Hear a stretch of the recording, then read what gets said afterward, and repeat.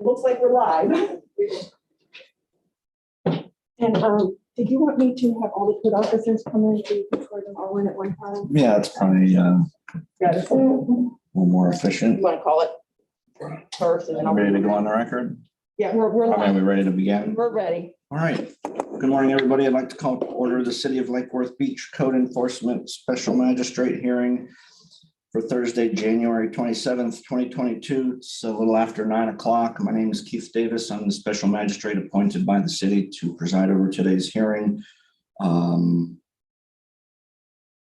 Let's go ahead and have staff come in who's going to be testifying today, and I'll get them placed under oath. In the meantime, if you have any cell phones or other noise-making devices, if you could silence those so they don't interrupt the proceedings today, that'll be appreciated. And, Keep going. All in here. and as well, if you're here for a case and you're going to be speaking to me about the case, your testimony needs to be under oath as well. So let me go ahead and swear everybody in. I have the code enforcement officers and city staff, as well any respondents or any other witnesses who are going to be testifying. If you will all please stand and raise your right hands. Do each of you swear or affirm under penalties of perjury that your testimony today will be the truth, the whole truth, and nothing but the truth? Yes. Thank you very much. You can have a seat. I know we've got a sign-in sheet, and we've got some cases with city staff that have to be handled out of order. So we can go ahead and start with those cases in the appropriate order.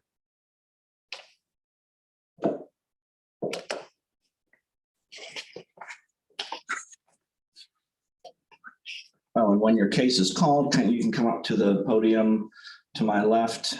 Generally, the way we'll proceed is that I will hear from the city first. City's witnesses will offer testimony about the case. There may be documents or photographs, which you'll have an opportunity to see. Once the city has concluded its presentation, made any recommendations on how to resolve the matter, it'll then be your opportunity to tell me about the case. If you have any documents or photographs you want me to look at, that would be the time to produce those. Once everybody's asked the questions they have, and I've heard everything from everybody, in all likelihood, I will enter an order today that resolves the matter. So that's generally how we'll proceed with each case.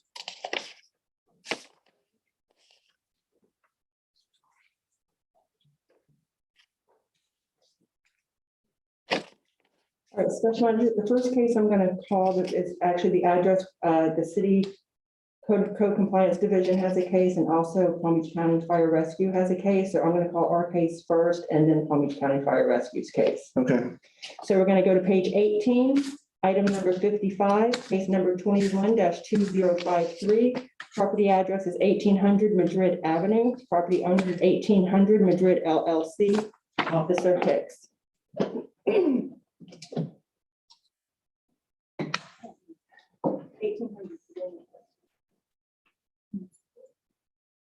Just the one. There's Nicole. So then we'll go.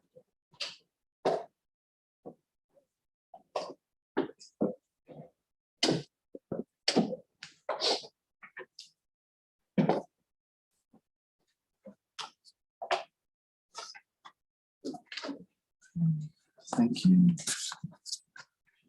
I'm good. Yep, whenever you're ready, you can go ahead and proceed. Bobby Hicks with the City of Lake Worth Beach Code Compliance. Case number is 21-2053. Violation address is 1800 Madrid Avenue, owned by 1800 Madrid LLC. Now property in violation of City Code sections 14-32 to apply and obtain a City of Lake Worth Beach business license for 1800 Madrid LLC.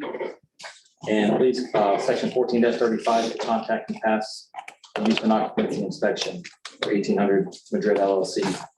Section 23-2-21, building permit required for air conditioning unit that was installed, that has complied. Section 23.5-1 prohibited banner needs to be removed from property. That has complied. Issued formal notice of violation and hearing on 9/14/2021 by certified mail. Certified mail was received on 9/17/2021. Property was also posted at 1900 Second Avenue North and at the property. Property was re-inspected on 11/16/2021 and found to be not in compliance. Photographs of the property have been taken to show the violations. I did not have personal contact with the property owner. City's recommendation time to come into compliance is February 28/2022, or fines of $100 per day, plus the administrative cost of $425.29, also to be paid by February 28/2022.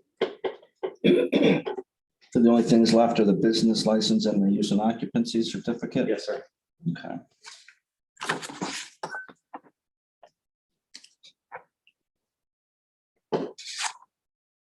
And so my understanding before you came in the room, it was explained that there's a companion case that has to do with the fire department, fire code, are those the violations holding up the business license? No. What's, I don't know about the case. okay, So I didn't know if they were connected. So what are the, is it just a matter of scheduling an inspection? you need to apply for a business. It hasn't been applied for at all? Okay.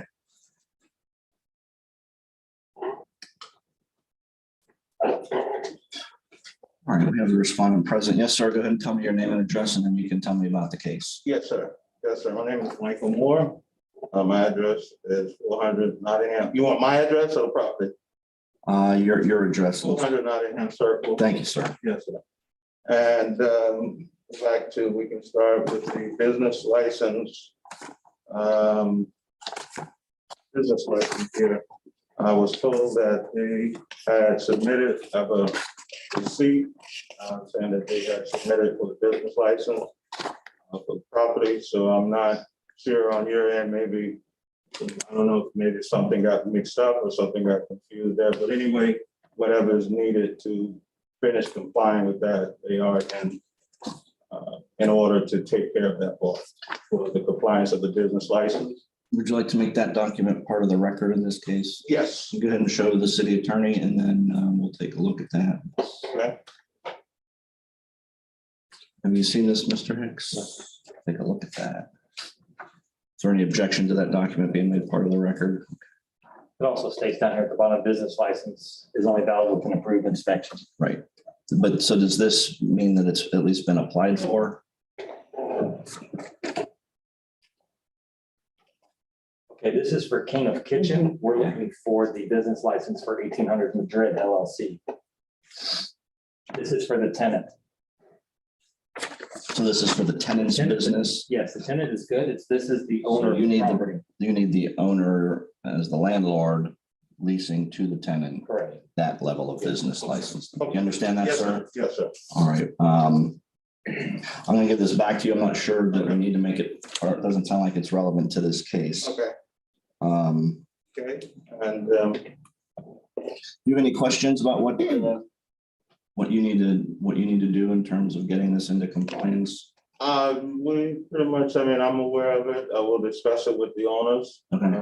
Whatever, as I just said, whatever else is needed regarding this business license for the landlord, we will make sure to work with them, help them take care of it. Okay. City's recommending that you be given an additional, basically 30 days to get that taken care of. Assuming, Mr. Hicks, assuming good faith forward progress on the behalf of the respondent is 30 days, sufficient amount of time to get these things. Okay, The case has been open since August. understood. Okay. All right, sir, is there anything else you'd like to tell me? As far as I believe you mentioned about the air conditioning permit, we have that here, which I believe you said. Mr. Hicks indicated that you had complied with that, Yes, sir. as well as the banner Yes, has sir. also complied. So the Yeah. only thing left is getting this business license and the use and occupancy Yes, sir. certificate. Yes. All right. Yes, sir. All right, thank you. Anything else? That's it. All right, anything else from the city? Not for this one. Right, just for this. Yes, so sir, you can stay there. We're gonna call the fire one. Okay. All right, then for this case, case 21-2053, I do find proper notice, respondent is present, city has proper notice documents in the file. Based on the testimony and the evidence, I do find property remains in violation of City Code sections 14-32 and 14-35, but have complied with the other code sections that were cited in the notice. I will accept the city's recommendation and allow the respondent until February 28th of 2022 to bring the outstanding violations into compliance. After that, though, there will be daily fines of $100 per day until compliance is achieved. So you want to make sure you get that taken care of in the next 30 days. I will also award the city's administrative costs of $425.29, which will be due also no later than February 28th. All right, thank you very much. So next, we're going to go to page 25 of the agenda, item number 70, case number 21-2492, property address of 1800 Madrid Avenue. Property owner is 1800 Madrid LLC, fire inspector Del Rossi. Morning. Good morning.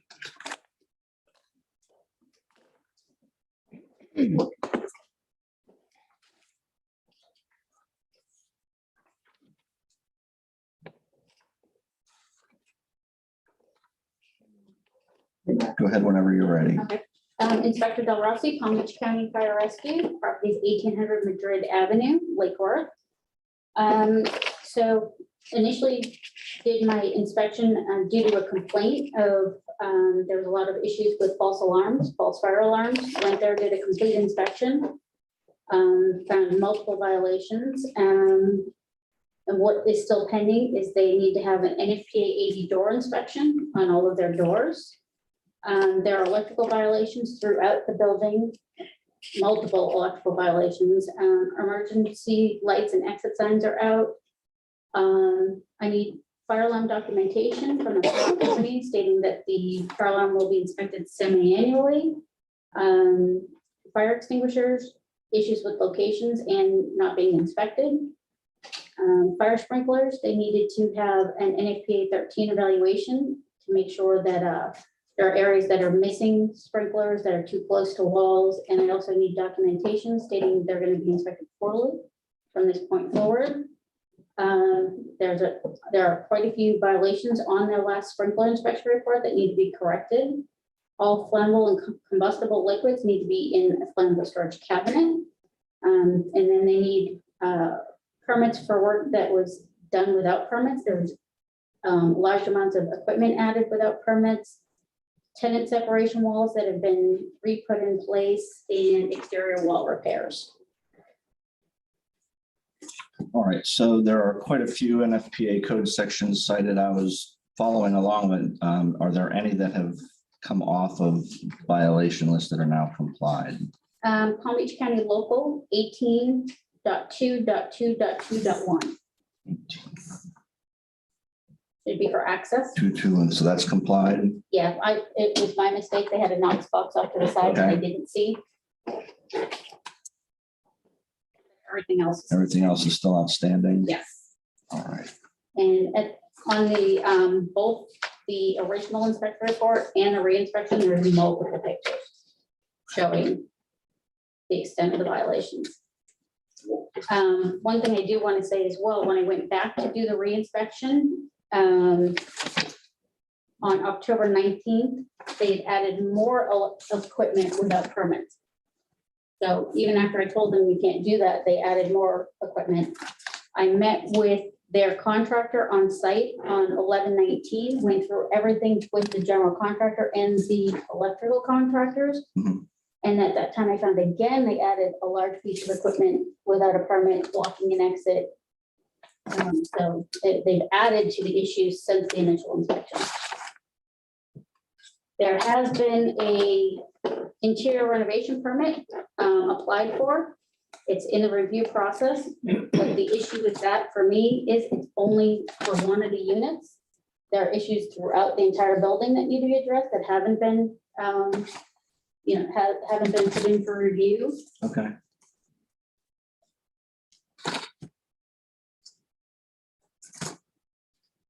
All right, let me come back to responding again. So if you can put your name and address on the record, since technically we're on a different case. Yes, sir. Michael Moore, 400 Nottingham Circle, in Naples, Florida. Thank you, Mr. Moore.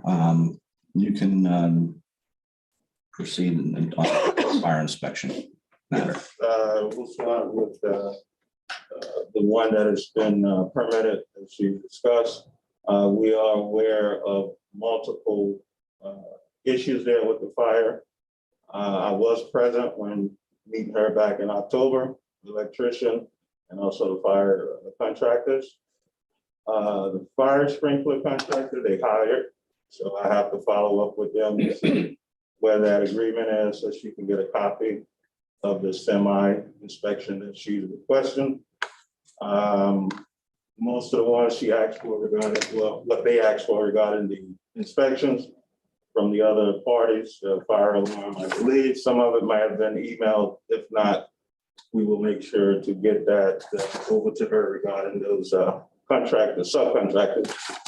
And as far as the electrical in that building and a lot of the separation walls, we have started with one building because the client had to obtain financing to do all the things that they want and also other improvements to this property. So we're doing one at a time because, you know, that's all they could afford. And then once that gets approved, we already started the plans. We got engineers on record.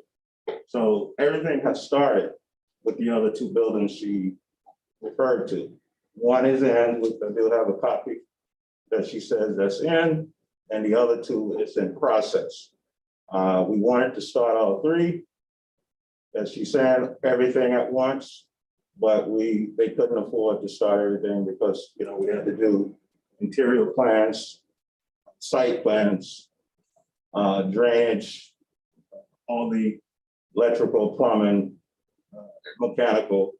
So all of this stuff we had to take in consideration to bring up to code to comply with the city building code in the state of Florida. So there was a lot on top of all of this, you know, from the fire department. So as I told her, we are gonna be in compliance with all the doors and all that stuff. We do have a door manufacturer that's engaged, and we have all that stuff is being put together for the other two buildings. While the other one is actually in process to be approved. So we are working on it. It's a lot of things here, as she just discussed. So we're working on it. As I said, we got one already in for permitting, and as soon as that is approved, we'll have more funding to keep doing the rest of the units. And I am aware of some of the stuff, a lot of the stuff she said about what was added. All of that will be on the plans, which it is on the plans for the first building, the equipment, electrical, plumbing, everything gonna be there on the drawings. We're not, as I told her, on the property and the county as well, everything have to comply, the building codes, and everything will be permitted, and which it is. We already started with one with them. So as soon as that is approved, the next will take place. We also submitted just 2 weeks ago, the civil engineer have submitted his drawings for the parking lot, drainage, and sewer and landscaping. So that went in. That's separate from the building. Okay. So we are doing multiple things with their budget and what they could afford, you know, to get going, which they have complied, the owners, with a lot of these things. And we're working with them to try to take down everything, the fire, the other things that we discussed before the fire, and to do what's needed, necessary to comply with the city, to get them back in compliance. How much time do you reasonably believe it'll take you to get all of this done? Because these are on a scale of seriousness, these violations are definitely more serious in terms of life and safety issues than the previous case. Right. I gave you 30 days on that case. Based on what you've gotten accomplished so far, what is your best estimate on how much time you would want to have to get this done? I would say, if possible, just to be realistic, because majority of all these things that is in these violations are gonna have to be permitted. And then not only permitted, we have to bring in, you know, the right people that is gonna be able to, you know, structure these things and also execute them to take care of it. You know, just like I said earlier, all the doors, we have a door manufacturer, you know, that have already is on record here in Florida. We have the plumbing contractor on record. We have everybody's in place here. So I think realistically, you know, I don't know if you can work with, you know, maybe give them at least maybe 4 to 6 months. I'm not sure, you know, because we're in the process right now waiting on the first permit to approve. And then after that, we'll submit the other 2 units. And that's got to come through the city and all that and go through the building permit process. That could take a month, 2 months, you know, to just review and then get approved. But we are like I just said earlier, we are working on multiple things. A lot of the things, like I said a little while ago with the fire sprinkler contractor, the fire alarm, those things, that could get done immediately because we've already been getting them in place. And it's just the fact of them, I guess, finalizing the contract with that specific company. So I would have to follow up with them. When I say them, follow up with the owners to see where this stuff is regarding those things. But the major things, like you're saying, the safety, we are putting all of that into permitting spectrum because that's what has to be done. I mean, we can't, you know, it's no other way. We have to put it into permitting as we did for the first one, as I explained to her with that, and that is all going to comply with what's needed on this fire and also what is needed to comply with these complaints here. Okay, let me ask city the same question. What's the city's recommendation on compliance? Well, I have a few Timeframe. questions. So are we gonna continue this in stages? So you're doing this one unit, then you're gonna do the next unit, then the last unit? Well, we going to, as I said, we have one already that is already, you know, when I say already, it's already in a process with the city. We have drawings I've already started for the other 2 buildings. We can't submit because once we start engaging with those, it's going to take finances. So we need to get the first one approved so that the bankers see that is approved. Once that's approved, then of course we can submit, which we have already started. We're about 50 to 60% done on the plans, engineering, all the NOAs, preparing everything that is necessary to get it into the city. So that has started. We're not, like, you know, I just want to let you know, we're not waiting for one to get approved and then start from the beginning for the other 2. We've already started on the other 2 buildings. We're just not submitted, we're not completed, and we won't submit until this is approved. So then they will have enough income to keep floating those other 2, plus the one that is in process right now for approval. So that's. Also, my concern is, so the inspection was done initially on July 8th. Yes, ma'am. I went back on 10/19, nothing had been done.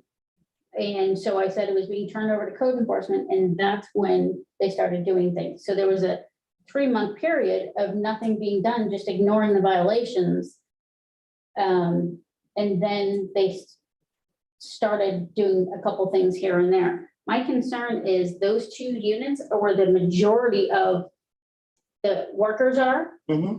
And the majority of the more serious issues. That end unit, there really wasn't anyone in there, no one working in there, more storage and that kind of thing. My concern is these other 2 units because that's where everyone goes to.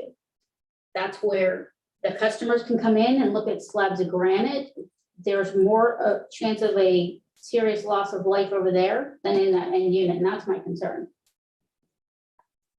Okay, as far as the, as you're discussing about, within that time span, I know your first inspections, I didn't come abroad, and actually the legal part of putting everything together started in October for us. But understand that property owners already had known for 3 months what the issues were. Right. And they chose to not do anything about it till that point. Well, I believe they were, I don't know their whole personal situation, but, you know, as I said, we came in October, we had already started discussing with them on the contractors and all those things being hired. And they were still working with financing, trying to get that settled with the banks.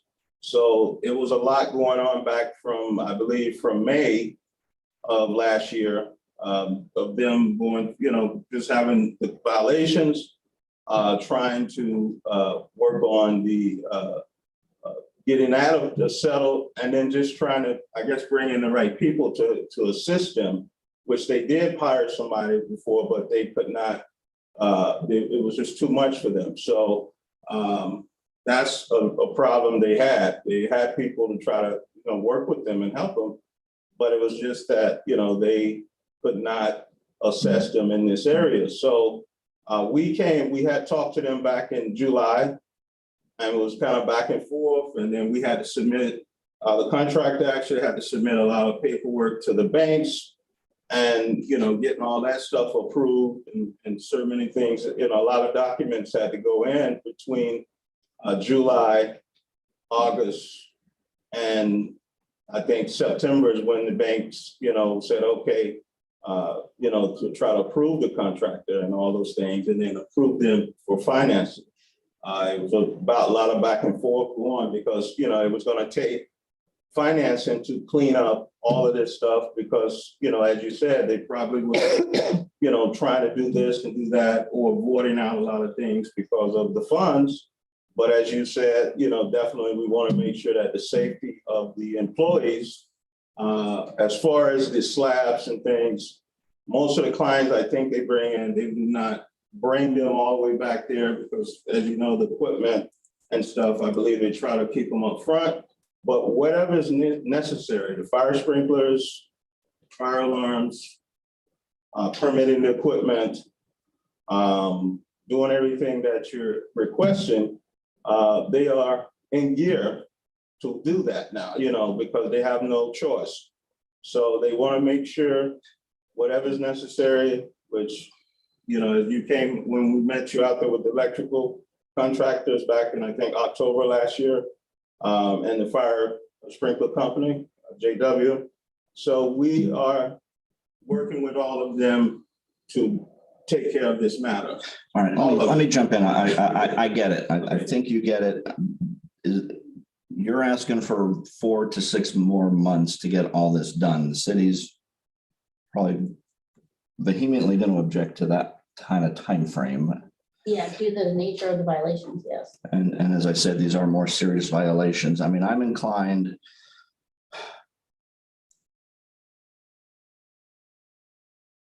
to give you 90 days to get all of this done. And I would be willing to put this on, I think, have me scheduled for February, and then again in April.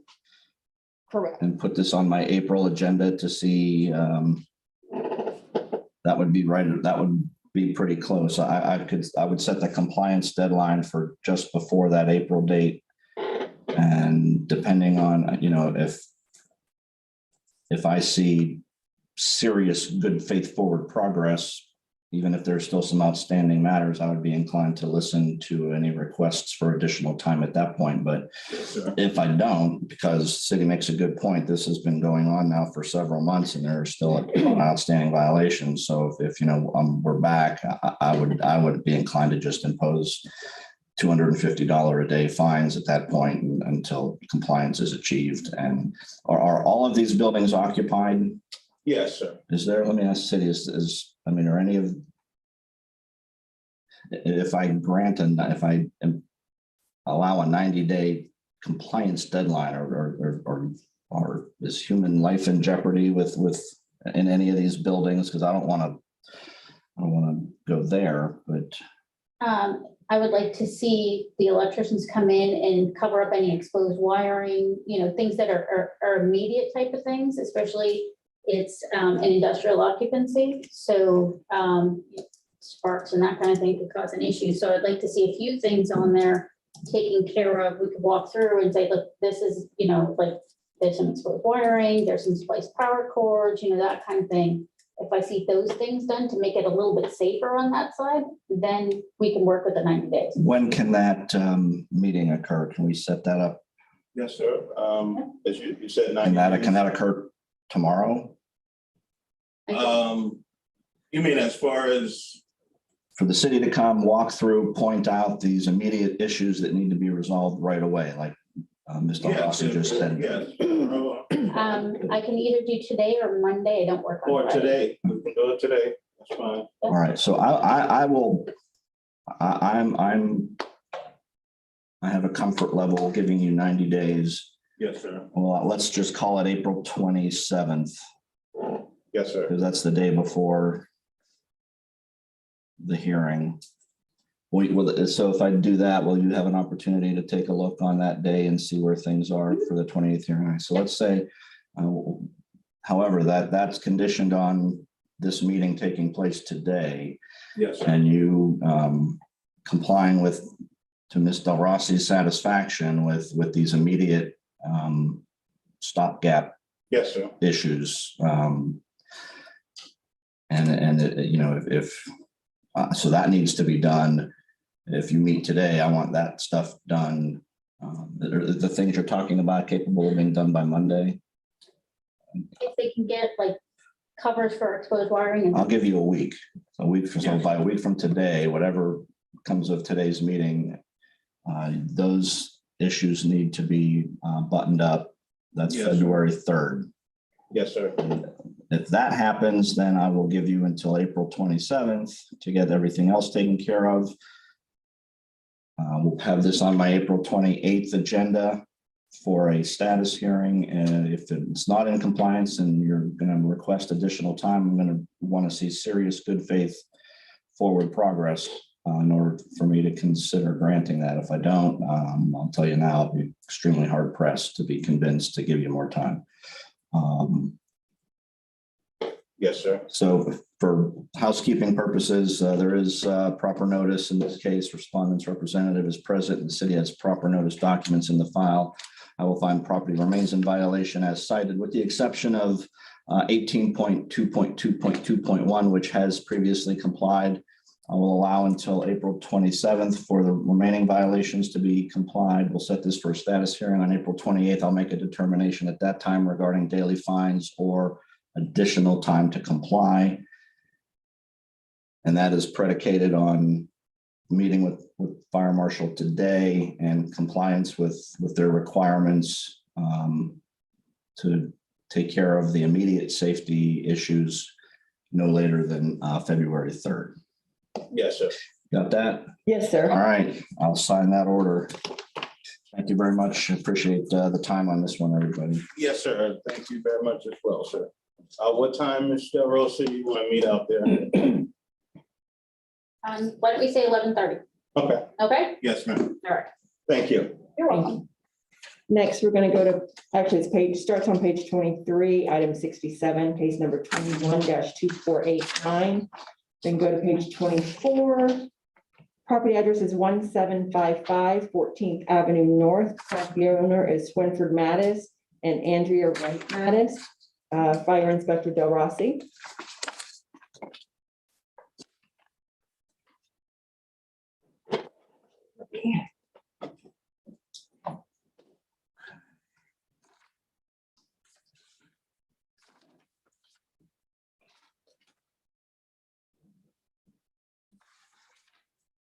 Okay, I see. It's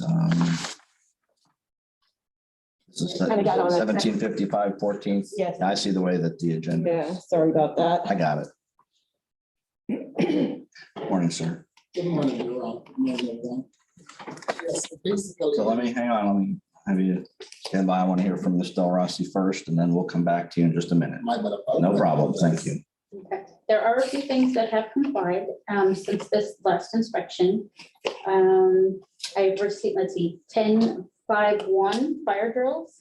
I received the documentation for their fire drills. I'm doing, so on, Oh, let me see, is this, this is, We just have the permit on here. I just have permit required as the, oh, so you did get the, okay, Mhm, all right. I didn't know if you got that. Okay, so what is still pending is the fire alarm was replaced in 2017 without a permit.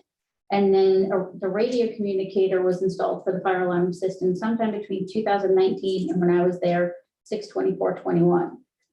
There have not been any submittals for permitting on those two issues.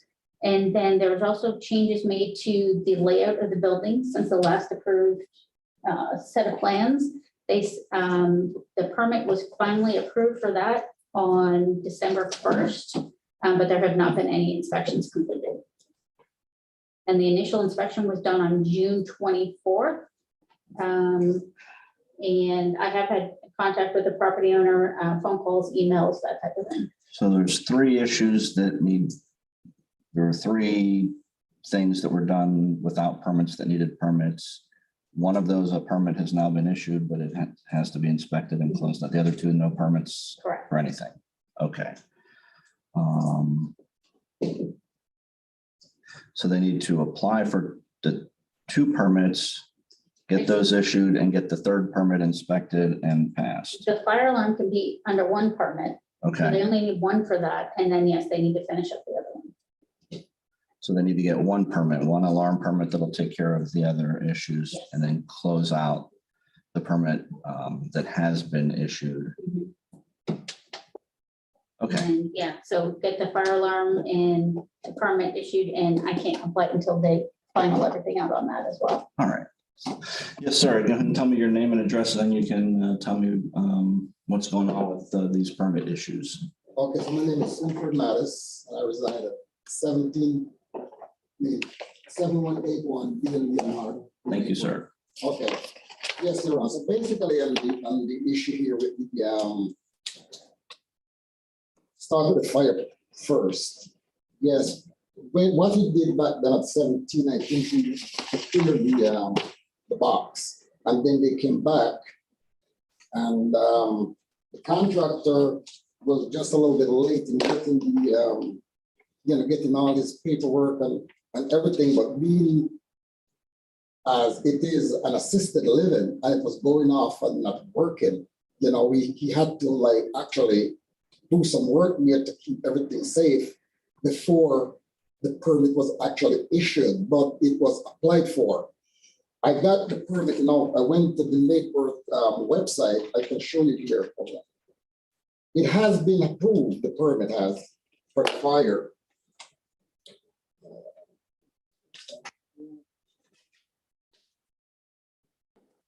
If I could give you this for You can show it to the city attorney and then we'll.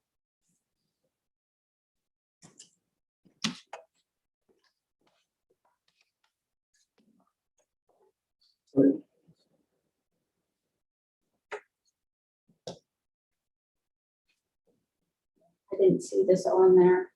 I'd have to look at this and see what the scope is and make sure it covers both of the issues. Okay, so we'll make this part of the record. This is a status detail sheet regarding the permit that you indicated has been applied for. and it's been approved, so Now, the application has been approved. It doesn't say anything on here about the permit being approved. 1750. What would the permit number be? Let me look, 21-4980. It was approved by fire. Hmm? It says it was approved by fire Okay, yeah, I don't have that in my system, so, on 12/23, I believe, if I'm reading it right. okay, Permit was issued 1/13. So it's ready for pickup. It's approved. okay. Okay, so that permit, it sounds like from what city staff is indicating, it has been approved. It needs to be picked up. It was approved on the 13th. Is that what you said? I'm calling for his Here, inspection. renewal with the city of Lake Worth Beach, the permit was issued and sent to the contractor of record on the 13th of this month. And they just need to schedule the appropriate inspections to close out the work. Okay. So we have so in this case, all the required permits have now been issued, and it's a matter of having the work inspected so that the permits can be closed out. We think that can reasonably be done within the next 30 days. Oh, yes, definitely. My contractor's just dragging his feet, but I'll get, yes, oh, definitely, most definitely. Inspection will be. Is the city in agreement with the 30-day Yeah. time frame? All right. So is there anything else you'd like to tell me? No, not really on the fire. I think she had another issue about the, yeah, some other issue. Just the permit for the interior remodel needs to be finalized out as well. The interior model. It's permit number 21-885.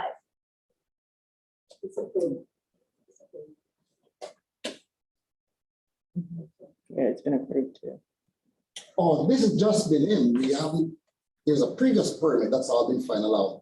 This one here, most of the work in the back, in the new section there, hasn't started yet. So we're not that, this is ongoing. We're not there yet. That there was changes to the building when I was there from the last approved set of plans. Oh, okay. So it's, you mean the room in the back? Which were like. Yes, and there This is was, this is the plan, approved plan, with everything there as is. It's right here in the new approved. Right, and- Right here. that's under the permit 21-885, if I'm correct, looking through the description. And so that needs to be finalized out. That needs to have all of the inspections and be final. So let me ask, is that an NFPA issue, or is that just a regular Florida building code? No, it's an NFPA issue because they changed the layouts of rooms and that kind of thing. And because it's an assisted living facility, Okay. it needs to be corrected so that the site maps, the emergency evacuation plan, all that stuff can be updated.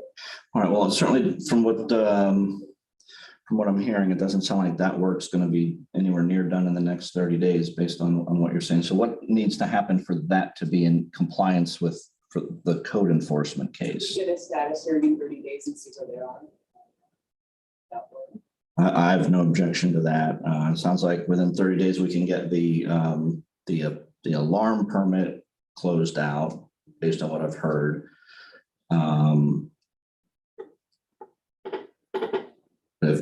For this one, if the permit's been issued and we're now operating under the building permit requirements, I guess I'm not clear on what the code enforcement issue is.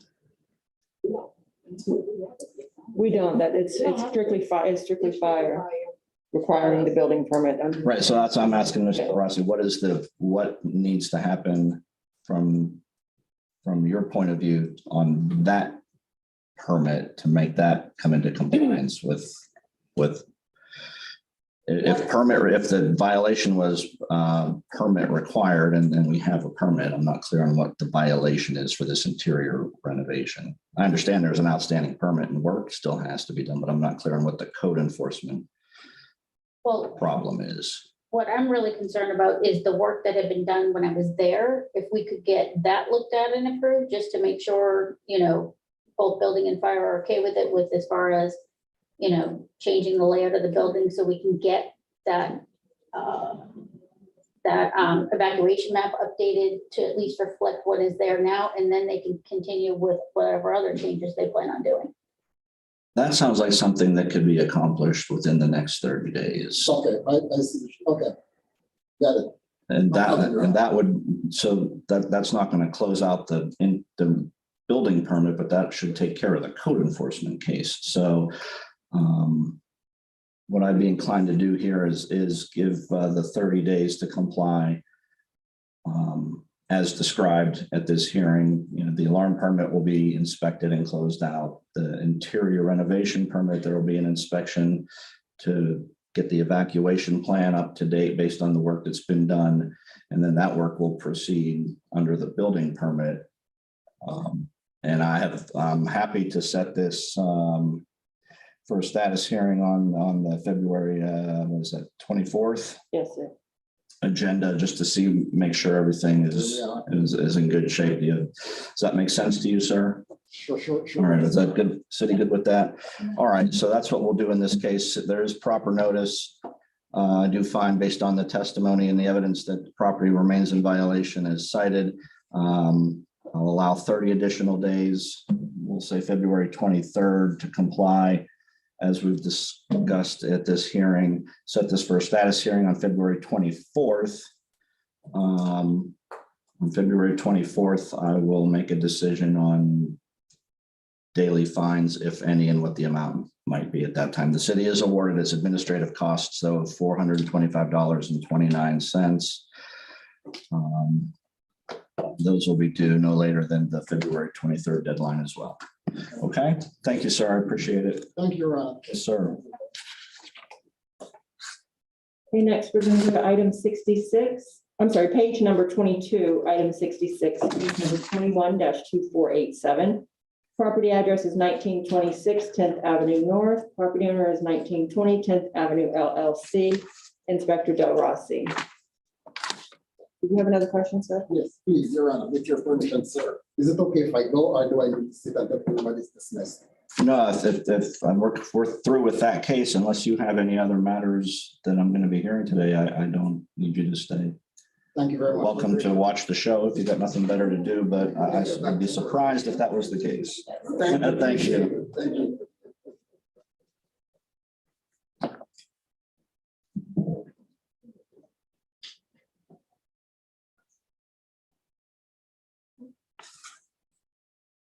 Good morning. Whenever you're ready, Ms. Del Rossi. Inspector Del Rossi, property address is 1926 10th Avenue North. There are a couple of violations that can come off of that report you have right there. Okay. NFPA 1.7.7.1 inspection access. I got into the room in question. Okay. And then NFPA 1.18.2.2.3, they fixed the keys in the knock box. There's a lot of dots and 18.2.2.3, it should say chapter 18 fire department access.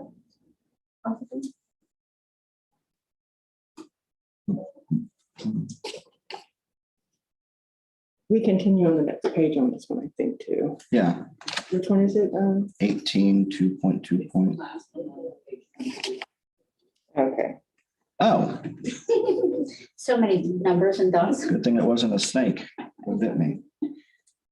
Okay, so the pending issues for this here are, the building address, there is an address on there, but it's very low, and for fire rescue driving past, you can't see it from the street. So I asked them to put it up a little bit higher so it could be seen a little bit better. Okay. The doors needed their annual NFPA 80 inspection. And then if that has been done, I need to see the report and any proposals to fix any corrections that need to be done. There was open spaces in the electrical panels. Extension cords were being used. Let's see. There was storage in mechanical and electrical rooms that needs to be removed.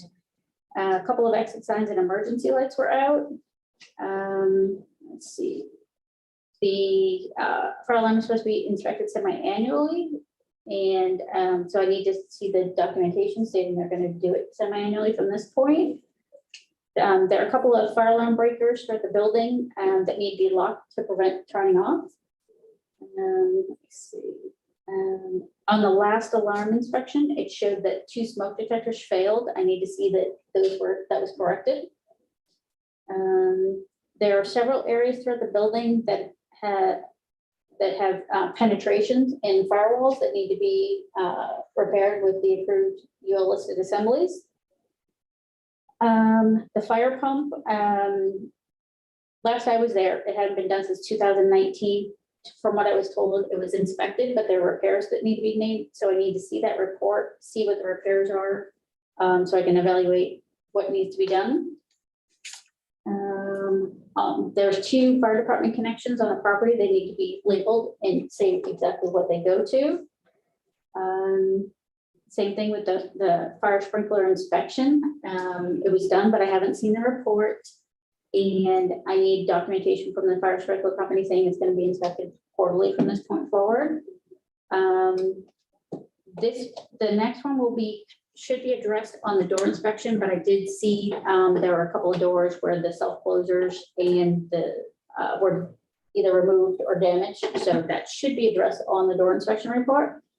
There's a couple of permitting issues. There was a generator in the building that has been removed, but it was not removed with a permit. So it needs to be a permit just to make sure that it was removed correctly, all electrical wiring and all that good stuff. And then the first floor, there's a very large electrical room and it's been changed. Firewalls have been taken out. They're using it as an office. So what they need to do is get the changes approved or put it back to the way it was, either way. But either way, that's going to need a permit. They have to do their weekly pump runs. It has to run for at least 10 minutes, and there needs to be a log showing that that fire pump is ran once a week to make sure it's working properly. The next violation has to do with that. Let's see. So a couple of violations just have to do with the fire pump and the procedures and that type of thing. And then there were some compressed gas cylinders that weren't secured to prevent them from tipping over. Everything. Oh, and I'm sorry, one more on the permitting issue. Yeah. The fire alarm. So there was a permit for the fire alarm pulled because they did some work with a tenant and that type of thing. That permit couldn't be finalized because they replaced the fire alarm communicator without a permit. So they need to get, hopefully they can do a revision on that permit to have the communicator added and then get everything finalized out. Okay.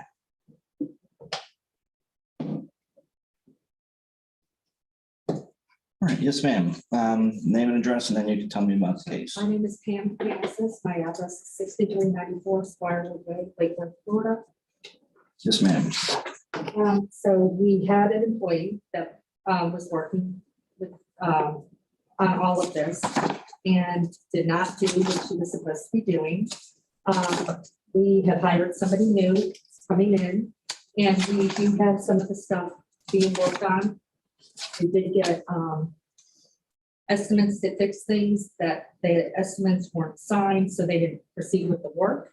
We just found this all out. So I apologize, and we are asking for more time, and we will get this all taken care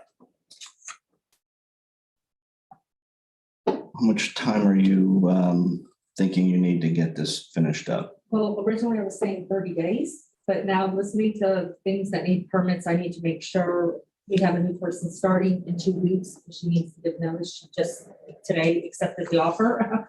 So I'm thinking maybe more like 60 days and we should get it all done.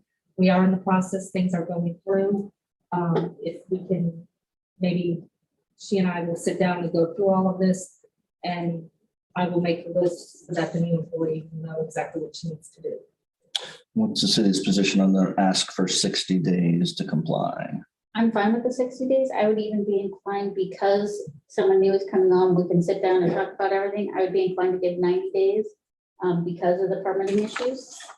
Is this a case that we need to set for a follow-up status hearing in April, or do you think that this is not the same type of a situation? You guys can just take care of it in 90 days. I would say status just in case there's anything that holds up the permits or anything like that. Or you can just start applying after the 90 days. Okay. Well, I have no objection to the 90 days either. But you want to make sure that that gets done so that daily fines don't start to accrue.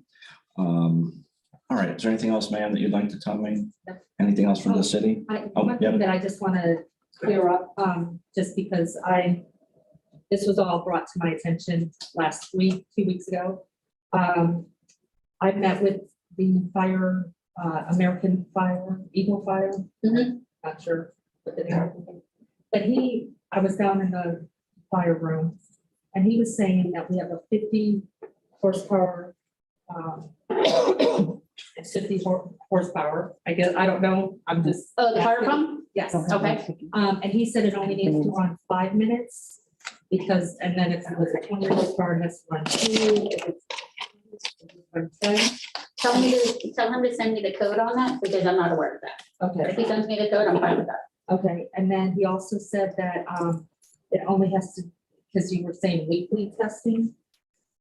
He said because we are using public water, that we're not using well or lake water, and it's an electrical pump, so that we only have to do it monthly also per code. So if he sends you both? Yeah. Okay, perfect. Yeah. Thank you. Okay, thank you. Anything else from the city? Okay, then we have proper notice in this case. Respondent is present and the city has proper notice documents in its file. Based on the testimony and the evidence, I do find property remains in violation as cited, except the violations regarding NFPA 1.1, 1.7.7.1, and 18.2.2.3 have complied. For the remaining violations, I'm going to allow till April 27th of 2022 for those to be cured. And we'll set this for a status hearing on April 28th if need be. Obviously, if it's complied by then, you don't have to, there's nothing else for me to do. However, I will also say that if property remains in violation, I would impose daily fines of $250 a day until compliance is achieved. So you want to make sure you get that taken care of. Thank you, ma'am.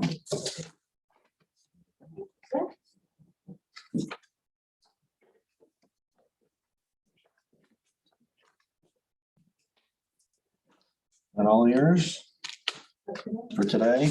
All right, not too bad. Different.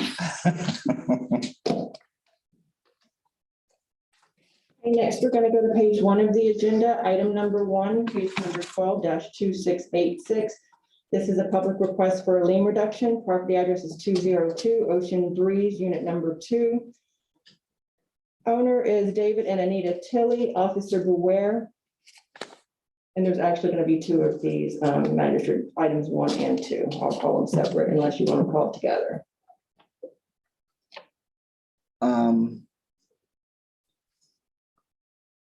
Same exact address. Oh, I'm sorry, I called the wrong case. Okay, let's back up. Item number 3 is going to be item number 3 and 4. Case number 13-1044. This is a public request for a lien reduction, and the address is 314 South J Street, Unit 4A. Property owner is Mark Olson. Got it. Aware.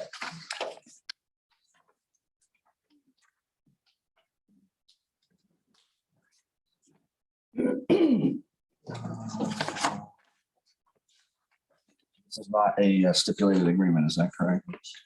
They didn't agree to the stipulated agreement. It's inside the folder. Okay. That's my copy on the front page.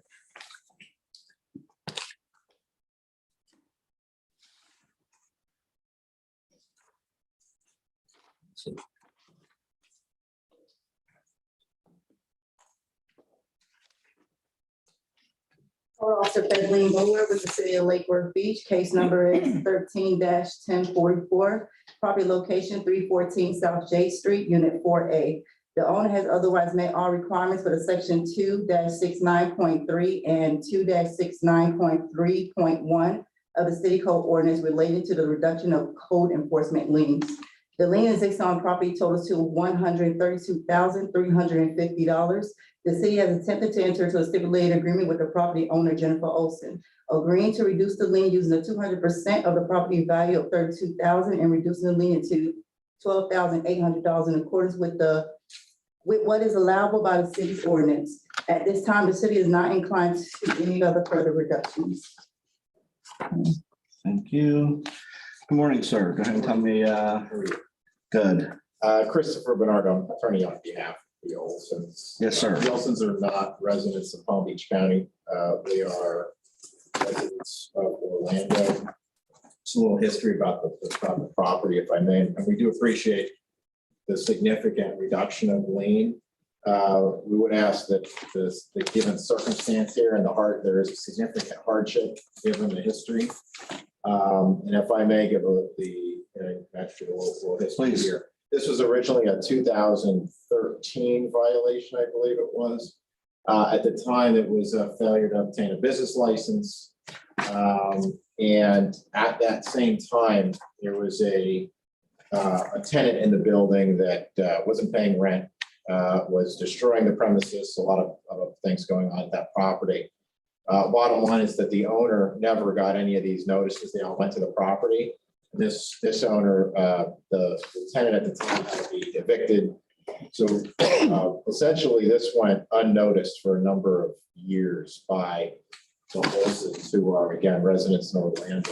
This came up rather recently when there was a small violation at the property. A new tenant, this is subsidized housing, the new tenant had nailed a window shut. The Olsons came down, fixed it immediately, and it was then that Jennifer Olson came into the city and learned about this additional fine. They said, we can't close it out until the additional fine comes in. Only then she recognized the business license. She immediately got the business license and paid about $2,400, which was owed on the business license. Okay. So it was then she learned about the size of the fine.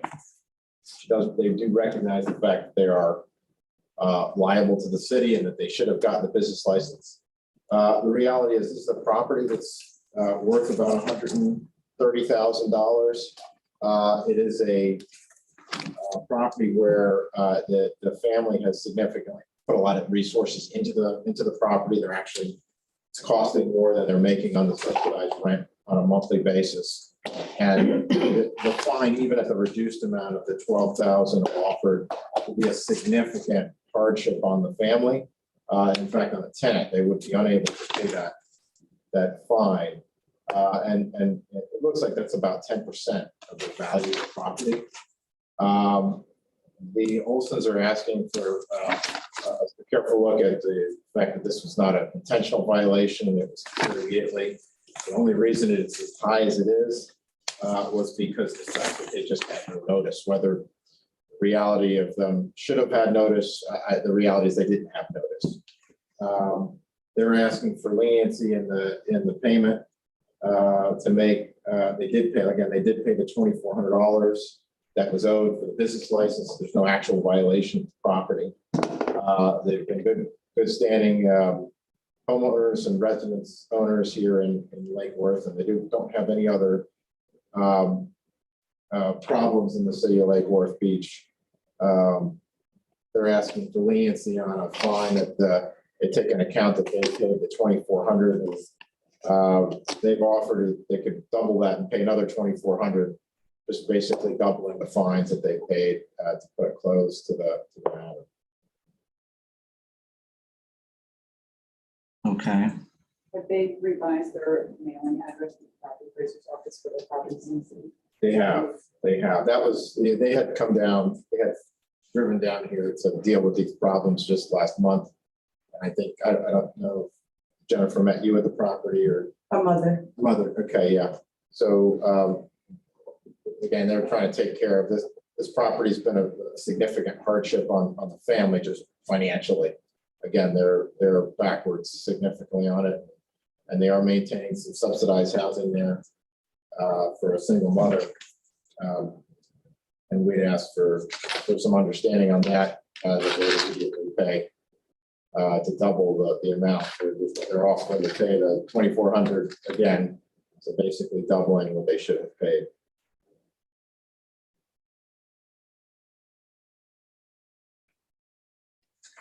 So this is not an owner occupied residence, is that correct? Correct. Okay.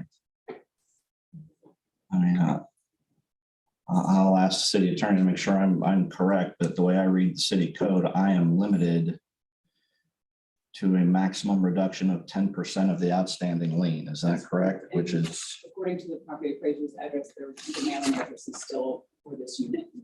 It's not been changed to their So I mean, the most I can do is $13,235. If I'm reading, if the lien is $132,350, I'm only by code allowed to go to $13,235. I'm So there's an alternative to The the, 200%. which is how the officer calculated there. You can go look at 200% of the property value and And that's the 12.8. Yeah. So I can't do anything more than that by city code. And that's.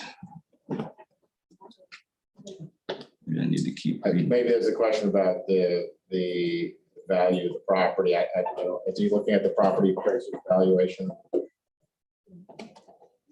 The property value that was used for the 200% reduction was from 2013. Okay. So That's how it was reduced down to 12,800. So before the original lien reduction that I submitted to the property owner was higher than that. Until it was reduced by the 200%. Special Magistrate Yolanda Robinson. Yes, ma'am. City of Lake Worth Beach. We did 20%. We did not go down to the 10%, only because of the age of the case, and we have a formula based on the age of cases. To your discretion to go to the 10%, but right now that 12,000 is at 20% based on. our fees. So I could go down to $6,400. Sure you can. No, I'm wanting to understand the legal sandbox within which I have to play, so to speak.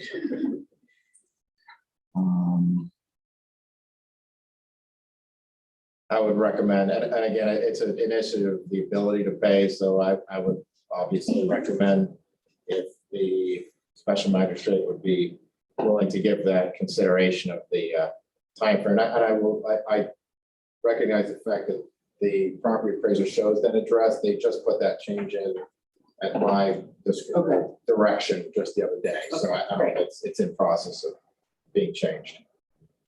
It takes 30 to 60 days to update the property appraiser. Thank you. Okay. All right, anything else from the city on this? Obviously, the city's position is that you're recommending the 12,800. Okay.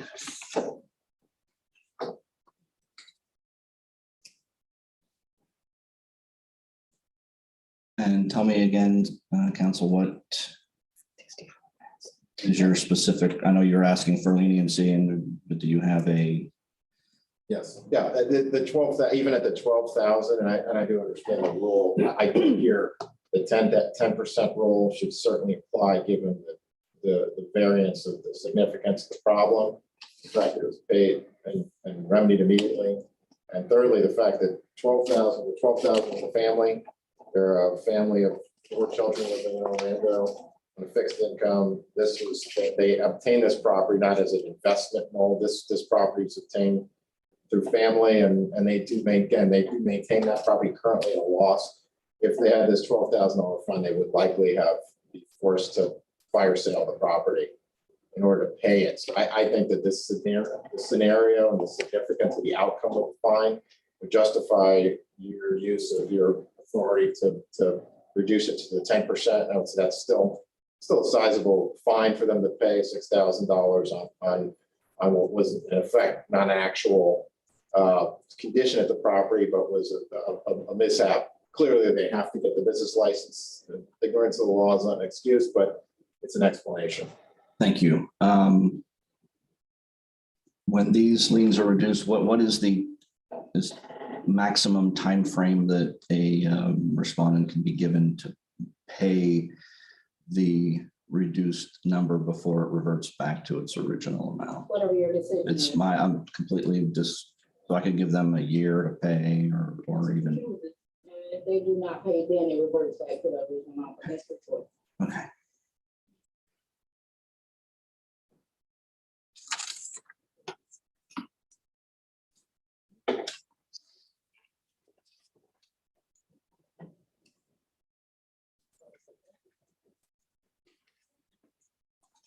I'm here as a friend as well, so I'll tell you that side. They're not paying any attorney fees on it as well. That takes into consideration. That's very generous of you. And we do have a second case on this property that's gonna be next. There's also a request for reduction. You know what, then let me hear about that one. I don't want to make these decisions out That of was no context. stipulation. The only reason they didn't sign the stipulation is because of the time here. I was told I could accept that. That's a seven. So this one is stipulated. It wasn't signed. It wasn't We'll signed. proceed with the stipulation. You are going to stipulate to the amount in this one. Yes. Okay, so let me read the case into the record. It's item number, page 1, item 4, case number 21-589. The public request for a lien reduction with the property address of 314 South J Street, Unit 4A. Case name is Mark Olson, Officer Beware. The case number is 21-589, property location 314 South J Street, Unit 4.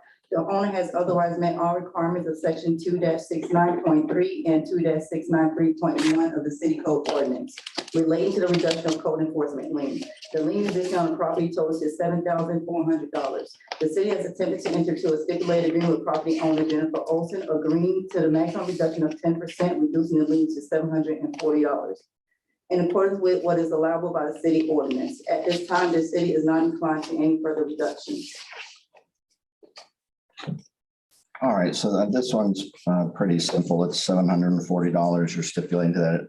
I will approve and ratify that once it's fully executed by the city and the property owner. Settlement form is in the file. It's as of yet unexecuted, but I will approve that settlement, that stipulated agreement, but you all need to execute that. Okay, so back to the first one.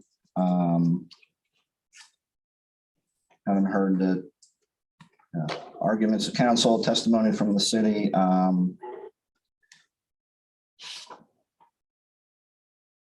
City's requesting the offered stipulated amount of $12,800. 20% of twice the value of the property, and I can go down to 10%, which is what the respondent is requesting, which is $6,400.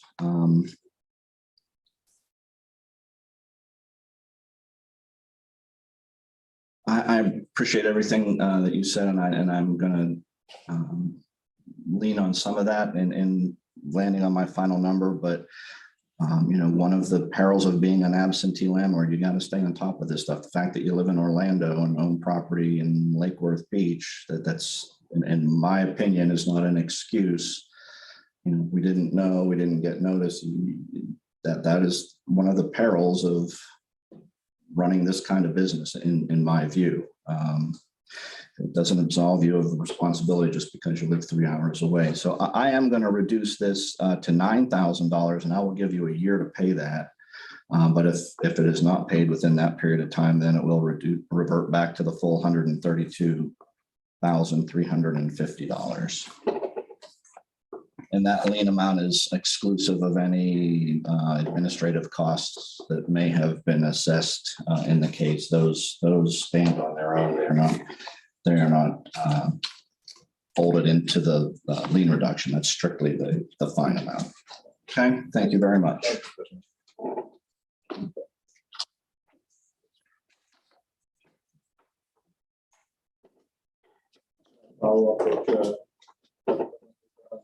There'll be a written order, and Yes, we'll just need to make sure on the second one that the stipulated agreement gets signed, since that's the Yes. order we're entering into. We also need a current address to send all the information to. I can email you the information. thank you.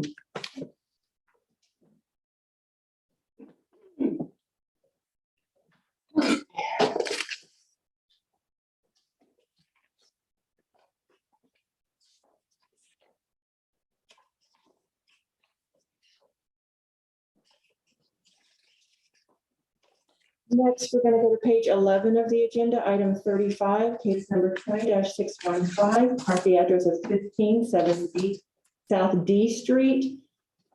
Property owner is Resna Cuffey, Officer Clinton Bush.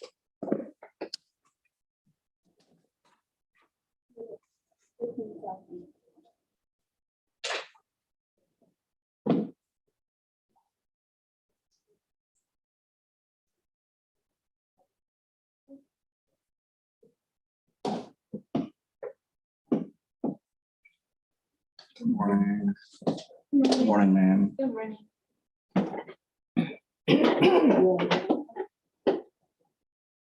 Good morning, Special Magistrate. Officer Morning. Clinton Bush, previously sworn. Yeah. Case number 20-0615 with Coffee Rinza in the address 15 South D Street. I issued a formal notice of violation notice appearing on September 27, 2021 by certified mail. The certified mail was not received. The property was posted on September 29, 2021. The property was re-inspected on January 26, 2022, which was yesterday. I do have photographs of the property. They are clear and accurate representation of what I witnessed on yesterday. I have had some interactions with the owner via email. The property violations existing, a Lakewood Code of Ordinances 2-75.9. That's our landscaping code section. To maintain the landscape, Lakewood Code of Ordinances 23.4-19 for outdoor storage, removing all outdoor storage, remove all piles of trash and debris. Lakewood Code of Ordinances 21-33.3, all vehicles shall refrain from parking on intended landscape and removing vehicles stored in the rear of the property. Lakewood Code of Ordinances 23.2-21, and that's a building permit to apply for and obtain approved building permit for the fence and fence posts that have been installed in the rear of the property with no permits. Lakewood Code of Ordinances 12-18, and that's to remove all garbage, trash, and debris on the property, creating a nuisance. At this time, the city is recommending that the owner comes into compliance by February 28, 2022, or a fine of $75 per day be assessed, and an administrative cost of $425.29 be assessed, and to be paid by February 28, 2022. Photographs in the file. Yes, sir.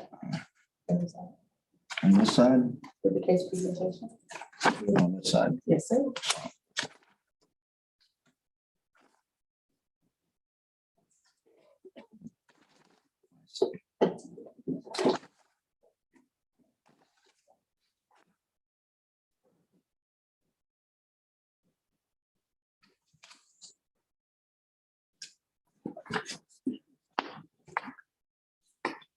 All right, yes, ma'am, if you could tell me your name and address, and then you can tell me about the case. If you'd like to look through the file with the pictures I just reviewed, you're welcome to do that as well. Yes, my name is Rajna Kafi, owner of 15 South D Street in Lickford. As Ms. Officer Clinton Bush said, we have been communicating as well as with Commissioner Malaga. I just, life gets in the way. I, try to make progress instead of excuses. I started the work. I was taken advantage of by a contractor who I paid him money. He started putting up the post fence. He said he would do the permit. He never showed up. I was never able to contact him again.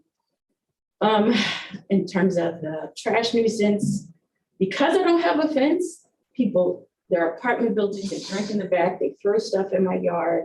I get it up as much as I can. I've had a landscaper come help me this week with trimming and everything. I started doing some painting, put some grass down. I was a little disturbed because it says something about the rocks that were in the front yard. I have started removing, they've been removed and I'm putting grass down. But it was a project that was done by the CRA, and so it had to be approved by the city. So that's money I had to put out to get that undone when it was just compliance since it was done by the city. So. Let me understand that a little better. So that your testimony is that the CRA in the past approved the placement of The rocks in the rocks. front yard. Yep, it was the CRA. They had to get the city's approval. Then I got the notice that it had to be removed. When was the CRA approval? Was it like years and years and years ago, or was it? Maybe 3 or 4 years. So, but that is gone now. I did have pay someone to come and take the rocks out. Put grass down. The grass is still going down in front. Okay, so it's academic at this point. They're already. Right, yeah. Okay. So I'm making progress. Had some health issues. Had to get a procedure done. was out of work for a while, so just starting to recover things. Caught COVID a little bit, so, but I'm in progress as the pictures show. How much time do you reasonably think you need to finish this up? I mean, I would say 30 to 45 days would be enough. Okay. All right. Anything else from that you'd like to tell me? No. Anything else from the city? All right. All right, in this case, city has proper notice, respondent is present, and the posting following the return certified mail is in the file.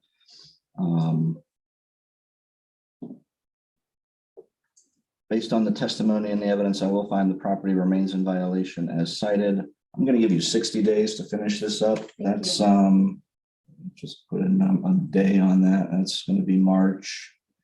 We'll call that March 24th. Thank you. After that, I will accept the city's recommendation for daily fines of $75 per day until compliance is achieved. So make sure you get that done by that March 24th deadline. Since the city did get a finding of violation, they're entitled by law to their administrative costs, which are $425.29. I do award those. I'll make those also payable by the March 24th deadline. Okay, thank you very much, ma'am. Thank you. Thanks, Mr. Yeah.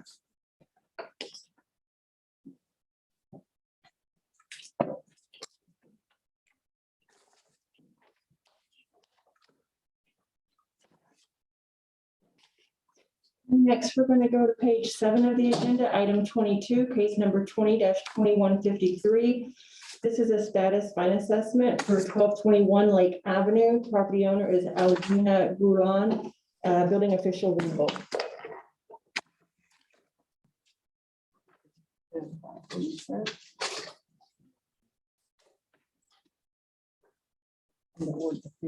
Okay.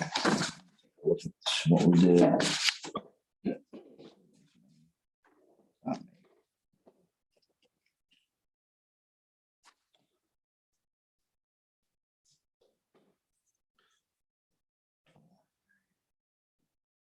October.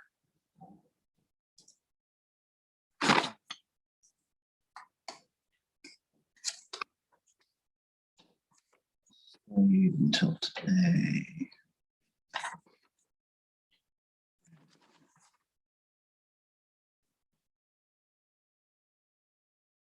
Okay, so it appears there was a violation hearing back in July, and it was set for a status hearing in late October, at which time any fine assessment was stayed until today, when it was scheduled for a status hearing. The violation has to do with, I guess, either not obtaining a building permit or not closing out a building permit. I'm going to ask if I could hear from Mr. Engel. Maybe if you can bring me up to speed on what's going on with this. So the property was originally cited for installing a roof without a permit. Roof. Okay. Okay, and subsequently, the property owner has decided to redevelop the property. Okay. And so what they had proposed at the last status hearing meeting was they brought their plans that they were submitting for the project that they're going to redevelop the property. And we gave them another 90 days to start the site plan approval process. Okay, it appears the file contains cover sheet, site plan, floor plans, elevation, and civil engineering for a looks like a small commercial building on this property. Correct. So where are we? And I spoke with the people in zoning. They have had a very heavy staff turnover in zoning. And my opinion, and I hate to do this, but they still need to work with the people in zoning. They need to submit their case. I believe you presented some documentation, and if you could tell us where you're at with the site plan process for the magistrate to Yeah, And thank then you. I'll give a recommendation. Okay, so let's get your name and address, and then you can tell me about the process that you're going through. Your Honor, Edward Page on behalf of the owner of the property, my company is Page Consulting. We've been working with the city, and as you said, they're kind of short staffed. The document that I presented to the city attorney actually shows our last correspondence from the city, where we submitted all those documents that you have in your file previously that were done with the drainage, elevations, and everything we need to submit to get the site plan approved. They responded to us on January 5th, explaining that, sorry for the, the long delay, but there were a few items that were missing, which in our opinion, we had sent those items in. And you're speaking about, just so that I'm clear, there's an email dated Wednesday, January 5th, 2022 from Kizzy Alexandre, the community planner, and that's to epageconsulting@gmail.com. Is that what we're speaking about? Yes, it is. Thank you. So as you can see, the letter indicates that they're thanking us for being patient with them. But if you look at the second page, it indicates some of the items that were missing in order for them to do their due diligence to get the site plan approved. So we contacted the engineer, although we felt a lot of the items were already submitted. He responded on the 10th and resubmitted those items and made any adjustments he needed to make. And we're here today on the 27th. All right, so the January, the sheet or the page you're speaking of also dated January 5th. Looks like it says there were 1, 2, 3, 4 or 5 things missing: a digital PDF copy of all items and plans, a signed and sealed survey no older than 2 years, a drainage plan, and samples of color treatments. Those, according to this, were the 5 outstanding items, and you indicated that those have now all been submitted to the city. Yes, Your Honor. What date did you say you did that? 10th. On the 10th? You look at the, Oh, I see. Monday, January 10th. That's the 3rd page of the email packet.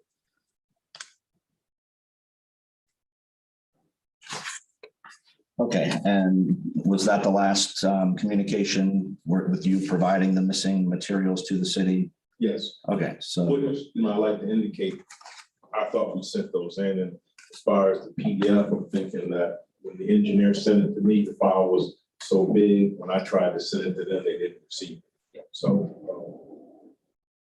but this is the first initial phase of getting the site plan approved, so we can submit the building plans to do basically a total. it's going to be like a total demolition, bring down the Yes, vacant land and rebuild a brand new Yes. building? basically. So based on what you've heard, Mr. Ringo, where does that put us? My recommendation is give them another 3 months for a status hearing. And if they have gone through and have an approved site plan, I would like to close the case. Okay, I don't, since they are working with us and some of the delays are on the city side, I don't believe any fines or penalties should be assessed at this time.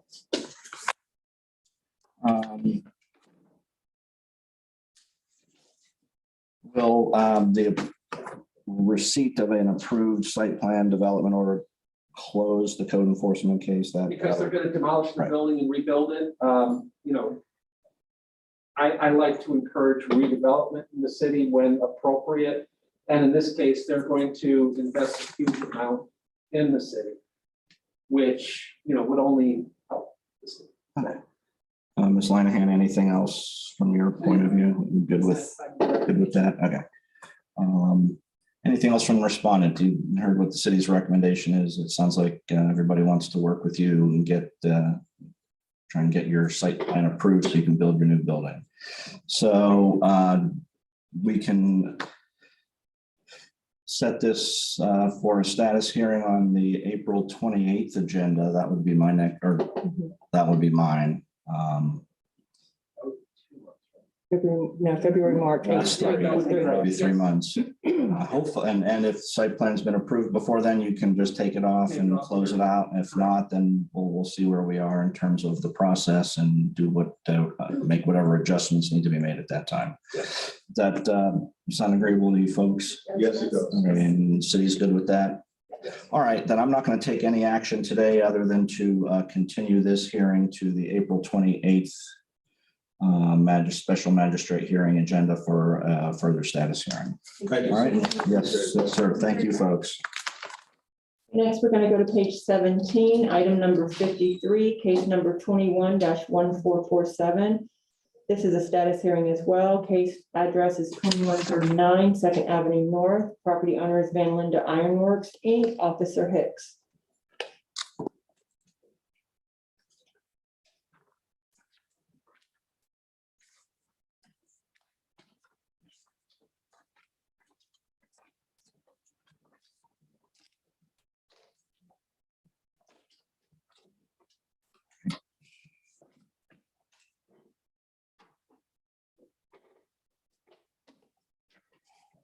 Good morning. Go ahead and give me the- Yes, so case number 21-1447 is here for a status update, which I have horticultural Dave McGrew here to present the update.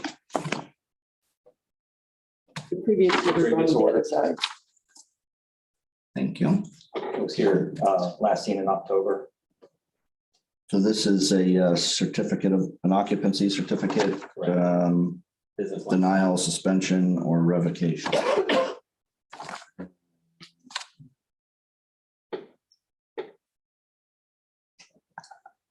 So it looks like this was heard on October 28th.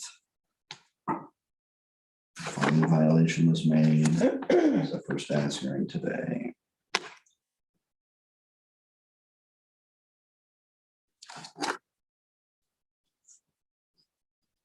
All right, I did not hear this at the October hearing, so if you want to bring me up to speed, whoever wants to bring me up to speed on what's going on, that'll be helpful. I don't have a whole bunch of an update. I reviewed the landscape plan. But again, I was not the magistrate that heard this the first time. Unfortunately, that magistrate put this on my agenda for the status update, which in my opinion should probably travel with the same magistrates to avoid this. I know nothing about this case, so you're gonna have to give me a little bit of background. Okay, I'll do that. I'll do that. So the case was cited originally for business license. When it was brought back in October, they had to meet certain requirements to obtain the business license. And then so the owner went through zoning, and that's where they stated you need landscape, certain things to get the license to become active. Okay. So that's where Dave's involved because there's landscaping. And that's what he's going to give you the update on. Okay, so I guess that maybe the best way to approach this is to tell me what forward progress this case has seen since October. The progress that I'm aware of on the landscape side is they submitted a landscape plan for review. I reviewed the landscape plan and it was probably about 60–70% in compliance. And I sent them comments. There was an email that came in early this week that I responded to some questions that they had. And that's where we're at now. The landscape plan has been disapproved. It's pretty close. They need to make a few changes. There is another issue that's not part of the landscape plan of a structure that's on the site. I believe it's like a shed type thing, and I don't review that with me. But they're working towards getting it compliant for the landscape portion of it. The other portion in the approval through zoning, I'm not very aware of it. I think it's in the administrative use approval, AUP. I'm not sure. Mr. Hicks, do you have any information on that structural, the shed that was referenced? They were supposed to be applying for permits for the shed. Okay. As of this moment, there's no permits. For the shed. So let me come over. Yes, ma'am, if you could tell me your name and address, then you can tell me what's been going on since October. Yes, good morning. Thank you for your time this morning. My name is Ashley Hernandez. I'm the new owner of Van Linda Ironworks. There's 2 parcels on that property. And when I purchased the property in December of 2019, right before the pandemic, there was a tenant on the property by the name of Strong Recovery. And they were a repossession company, and throughout the pandemic, repossessions were discontinued by the banks. And so they went out of business. Okay. And so they stayed on the property for many months without paying my rent with promises to pay And inadvertently, we're making actual plans to skip out on the balance of their lease. And so in the meantime, once they left me high and dry with the property, there were several vehicles that were on the property that I had to remove. And so I tried to get with the towing companies and all the salvage yards, and no one would take them. So in that meantime, the property was somewhat vacant because it wasn't in a state for me to allow someone else to rent it.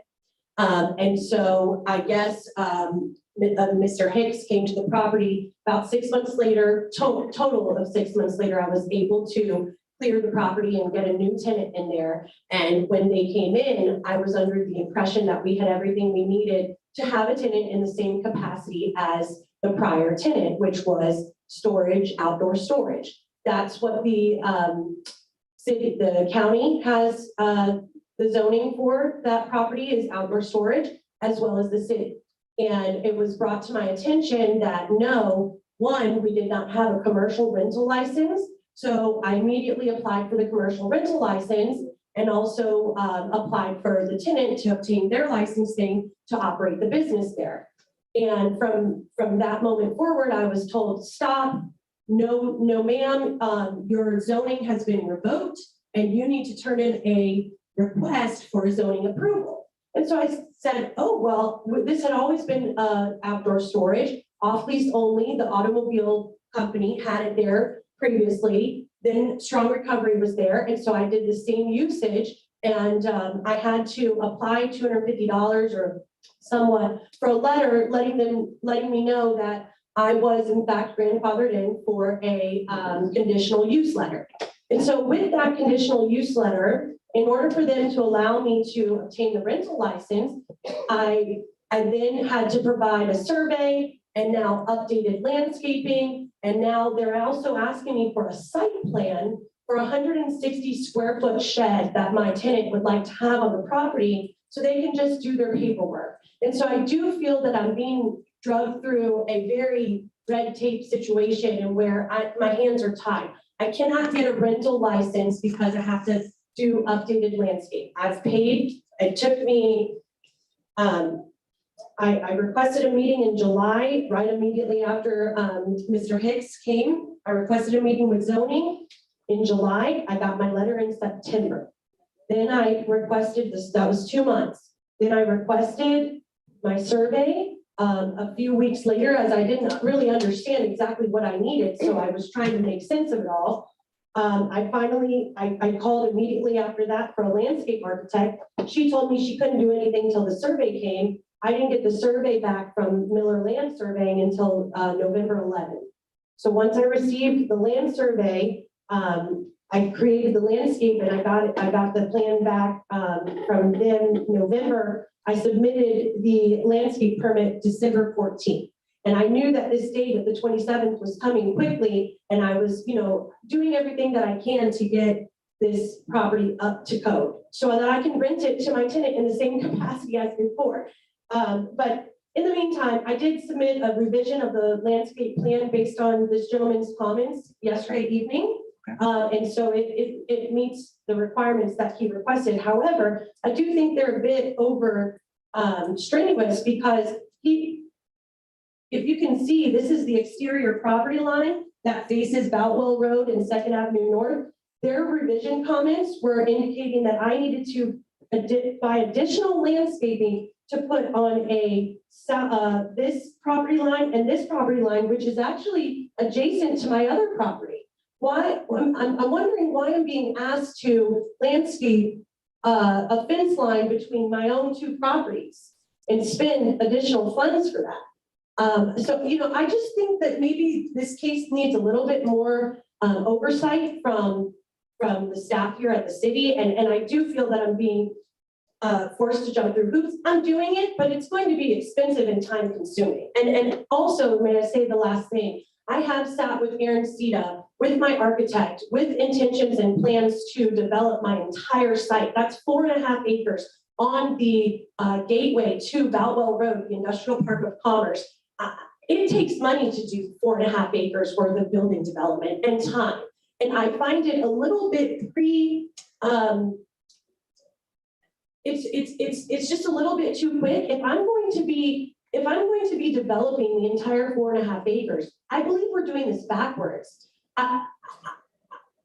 Why am I doing a landscape plan before I have a site plan for the entire 4.5 acres, when I know that eventually in a year or so, I'm gonna have to rip all of this out and start all over because of the site plan requirements? And then not to mention, just the last thing, I have no guidance on this site plan requirement for the shed, the 160 square foot shed that is on an acre and a third.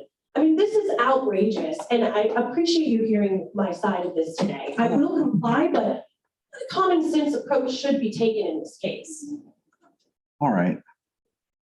Have you had any of those discussions in terms of the landscaping between your two properties and guidance with the shed site plan process with city staff? Yes, sir, I have, and I have continued to get the same answers that, well, you need a minor site plan for the shed, and because, you know, I can't make sense of it all. I really truly don't even think that the city staff can make sense of it all, because to be no disrespect, but every time I ask a question, it opens another can of worms to, oh, well, you need this for this. Oh, well, if you're going to do that, then you need this. It's like, it's a never ending chase that I'm never going to solve. And to be quite honest with you, it is becoming financially impactful to our business, because I count on the $7,500 worth of block rent that I get from my tenant. They can't even get a dumpster on their property. I mean, it's hindering the businesses that want to expand in Lake Worth. I grew up here, 801 8th Avenue North, Lake Worth, Florida. I grew up. I have 4.5 acres here. I want to be a working partner with the city, but I feel that my hands are tied. Speak to the landscape portion of it. Yes, sir. Clarification. There's two separate codes in play. There's perimeter requirements abutting public right of way, which would be 2nd Avenue and Botwell. So we look at those, and then there's perimeter requirements abutting properties for abutting property. And so since they're two separate parcels, I have to treat them as two separate parcels. I don't know, you said your intention is to combine the parcels at some point. Until they're combined, I have to treat them as two separate parcels. If you can work with Aaron and get some understanding that you are going to combine those two parcels, start the unity title process, then we might be able to, you know, forego the requirement between your two properties. But on the west side, adjacent to that other center, you know, they have the, you know, they should have the pleasure of not looking at storage, you know, by their building. Understood. And that's the point. And I agree, and I am open to putting the landscape fence barriers, the green or the black, whatever. I look around the city of Lake Worth and I don't see landscaping behind the fence line that also has the green barrier or the black barrier. I'll put the black barrier all day long, but to add more financial burden to me on an interior perimeter line of my own property, why should I be forced to put landscaping inside? I'll put they will be blocked from seeing that, from seeing any view of our property, and I should have the choice, if it's my two parcels, to allow the green screen from between my two properties as well. Is that enough? Because Your Honor. So let me stop you here. What I'm not going to do is override the decision-making of zoning or the city's landscape professionals in their interpretation of what's required by the code to be in compliance. What I will do is continue to give you additional time and not assess code enforcement fines.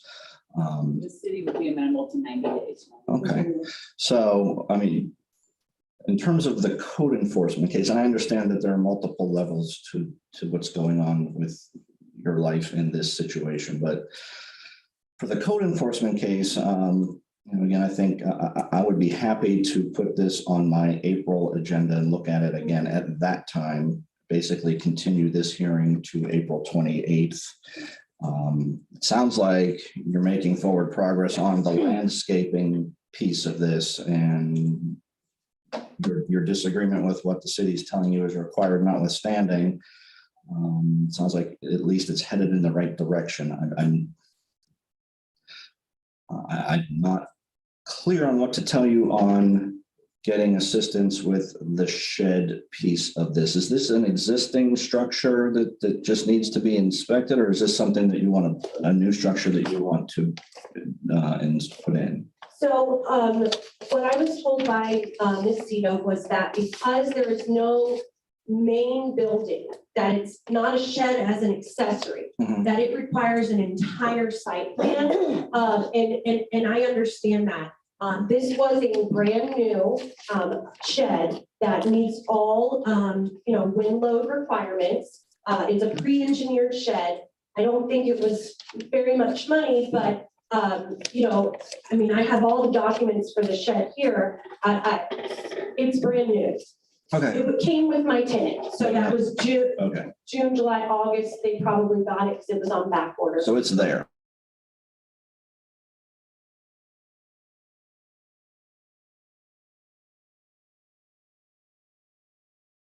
Approval and then a building permit to inspect the installation of the shed. Is that, if I'm following along, Mr. Engel? If I can just add clarity to this, I think what the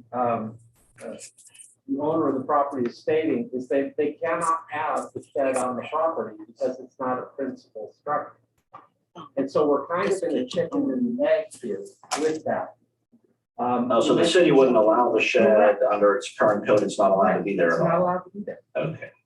So, unity of title would clear up that issue with the landscaping. I understand that. Yeah, but it would also clear up the shed because now it's not the principal structure on the property. Because the other parcel has a structure. Primary on it. structure, yes. Okay. All right. Well, I can't tell you what to do to comply.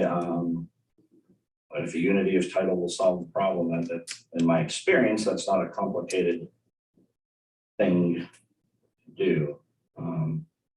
I can't give you legal advice and I can't tell you that that's the right way to proceed, but I'm just listening to what everyone is saying. I understand that, and I appreciate that. And I did speak with Aaron about that. And the only concern that I had was using that money, if I sold that parcel, to develop the other 3.5 acres. And so that's why I'm at a crossroads to actually unitize the title at this point, because I need to know what I'm doing. And it's not appropriate to make that decision today. So I am going to continue this to the April 28th agenda, which is, I will see this one again, and I will remember this one for sure. So hopefully within the next 3 months, you can noodle on this and figure out what the best path forward is. And same thing with the other cases we've done this with this morning. If by chance this gets resolved before then, you can close out the case and you don't have to come back and see me again. Thank you so much. You're very welcome, ma'am. Thank you.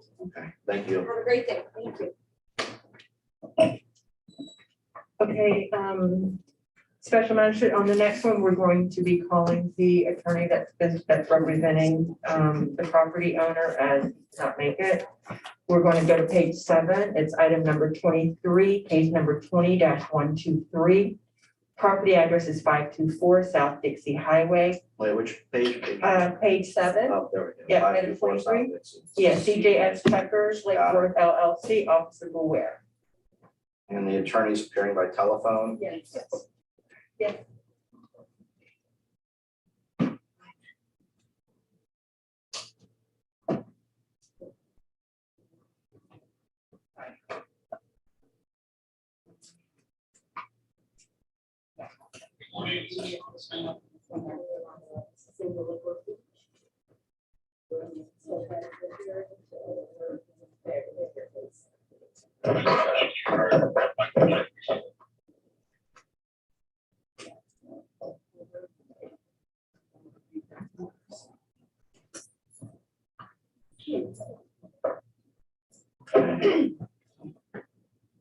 He's getting the previous orders out to you, sir. Okay, and Sean Smith is on the line. Sean, can you hear everybody okay?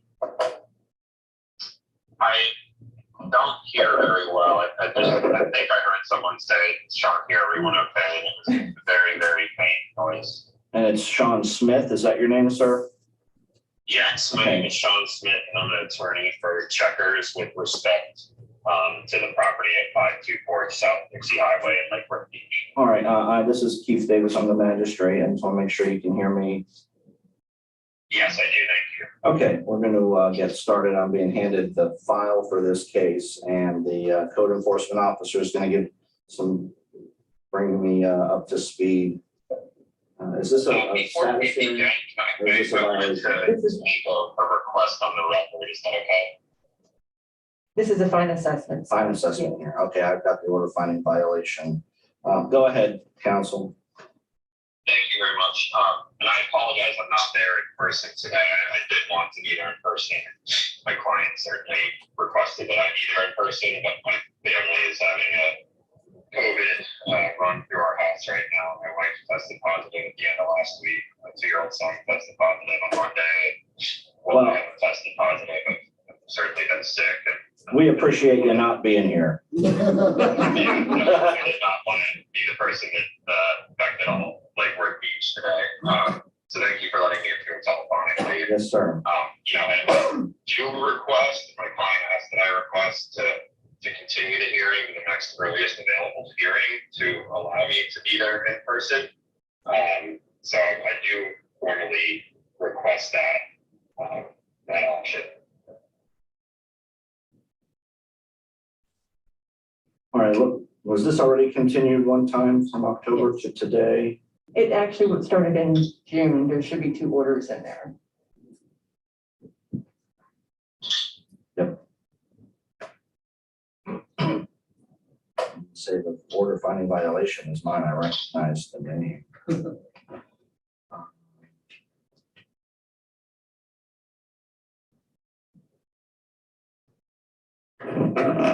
So I guess first of all, what's the city's position on the request to continue this to, I guess the next available agenda would be February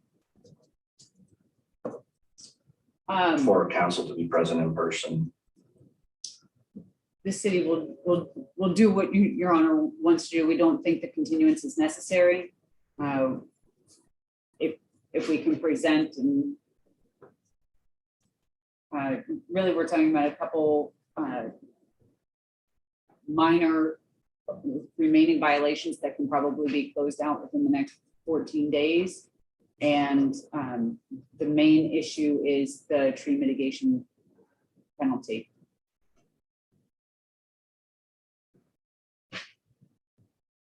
And that doesn't change. That's just making it part of the order. Well, let me ask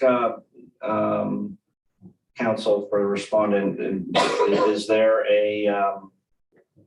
is the quality or the substance of your representation going to be changed by virtue of being here in person versus being here on the telephone?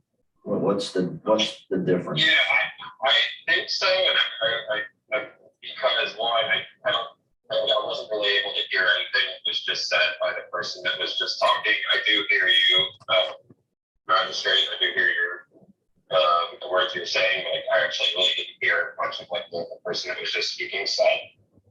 So I do think it might prohibit me from providing the best representation for my client right now. But I'm prepared to speak, certainly is to the best of my ability, but it was really difficult for me to hear anything that was just said by the city. So I have moved now. Can you hear me better? I do. Okay. Yeah. But aside from that, I, just as an advocate for my client, I prefer being at these types of hearings in person, but I'm prepared to advocate as best I can over the phone. I just don't want anything that would hinder my client's ability to be represented to the best of my ability. Will your client be offering testimony at this fine assessment hearing, or are you just representing them yourself? It'd be my representation. Okay. Do you have any documents or other types of non-testimonial evidence that you want to submit for this hearing? I was going to give a little bit of background about what is happening with regards to the violations, and to the extent And I was gonna describe some documents that we have, if you'd like me to submit those at the hearing. I certainly will do that. Okay, let me ask the city, are these, the status of these violations, we still have violations outstanding or everything's compliant at this point? No, we still have outstanding violations. The owner has, the checkers have not passed their use not fee inspection. On October 5th, 2021, they failed their U&O inspection. They still have an open permit from 2019 that has to be processed and closed, plus the 2 violations for the tree abuse. Okay. Are any of these violations, does the city consider any of them to be threats to the public health, safety, and welfare?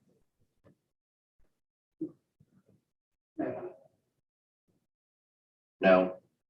All right, well, I do not want to create a due process issue. I'm going to go ahead and allow this to be continued to the February agenda. That's also my agenda. But I would be very reluctant to continue it beyond that. That'll be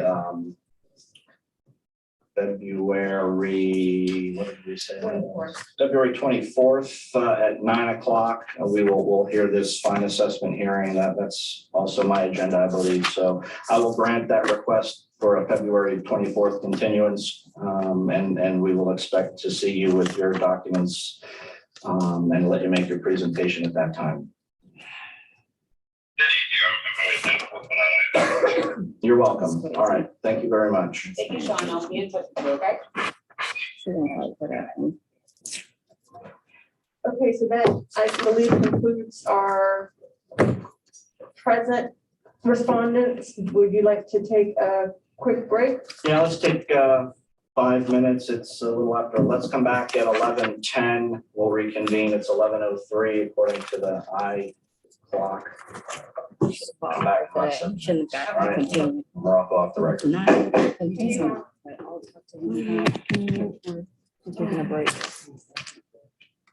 So go on here and mute it. I have no idea. Maybe it's this one. The Zoom, go to Zoom. Okay. I'm so upset. I don't know what to do. It's not, okay. Maybe it's this. I need to make it bigger. Okay.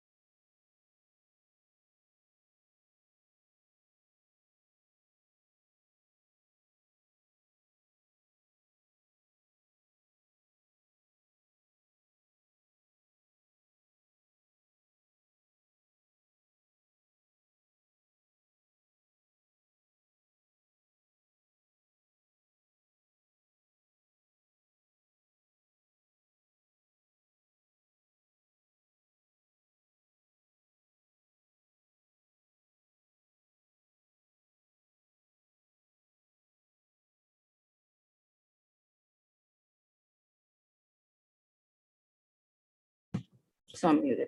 We're good? Okay.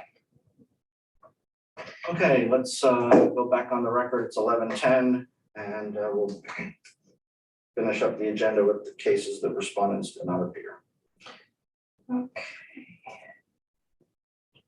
So we're gonna go to page 5 of the agenda, item number 18, case number 13-99.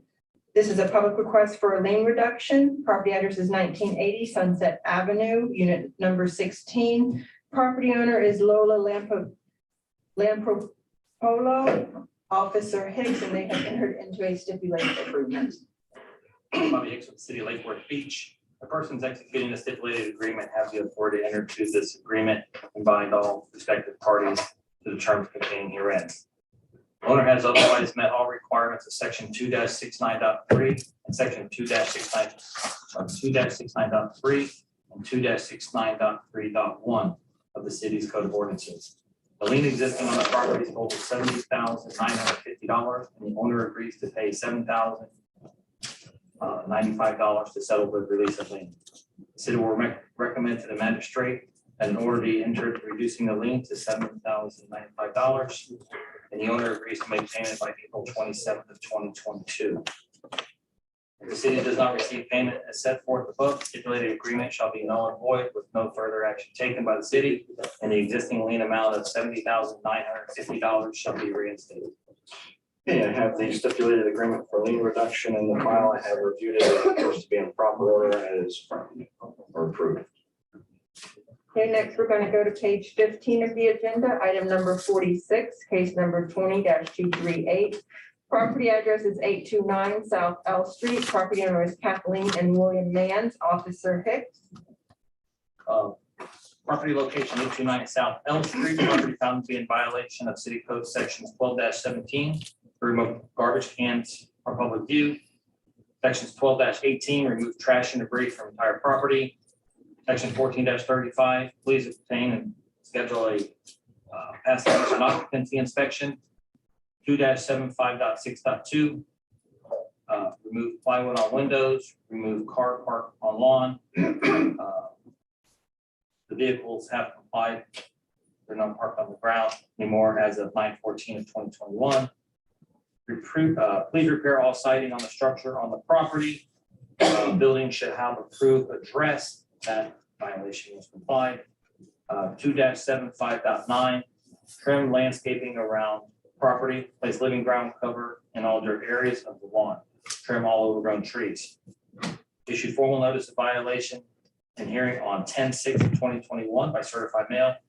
Certified mail was received on 10/9 of 2021. Property address and 1900 2nd Avenue North were posted on 10/8 of 2021. Property was re-inspected on 11/8 of 2021, found to still be in non-compliance. Photographs have been taken of the violations. I did not have any personal contact with the property owner. City's recommendation time is February 28th of 2022, or fines of $100 per day, plus the administrative cost of $425.29 to be paid by February 28th of 2022. So all the code sections are still in violation. You've cured the vehicle issue of 2-75.6.2, with the other issues still are outstanding. All right, in this case, I will find proper notice with certified mail and the posting, even though the respondent is not present, based on the testimony and evidence, property remains in violation as cited. Although the violation of 2-75.6.2 related to improper vehicles has complied, the other violations for that code section remain outstanding. I will accept the city's recommendation on fire compliance by February 28th of 2022. Thereafter, daily fines of $100 per day will be assessed until compliance is achieved. City is awarded its administrative costs of $425.29, also payable no later than February 28th. Next is item 48, case number 21-324, property address of 1901 Ramsey Drive. Property owner is Maribel Vanilla and Hugo Leon Urbano, Officer Hicks. Bobby Hicks, City of Lake Worth Beach. Property located at 1 Ramsey Drive. Found property. City code sections 15-39, inoperable vehicles parked on private property. Sections 2-75.6.2, remove all dirt and mildew from walkways, driveways, and shutters. Remove all rust and hard water spots from structure and paint as needed. Repair, replace roof, and remove blue tarp. Permit may be required. Section 2-75.6.6, lift up all storm shutters on structure for means of egress. 23.4-11, recreation vehicles must be parked or stored behind the front building line and screened from the abutting properties. 21-33, vehicles parked on sidewalk need to be removed. That violation has complied. Issued formal notice of violation and hearing on 10/7/2021 by certified mail. Certified mail was received, notice left, no authorized recipient. Certified mail was posted, violation was posted at the property and 1900 Second Avenue North on 10/12/2021. Property was re-inspected on 12/9/2020 and found to still be in non-compliance. No personal contact has been made with the property owner. City's recommendation time is February 28th/2022, or fines of $50 per day, plus the administrative cost of $425.29, also to be paid by February 28th/2022.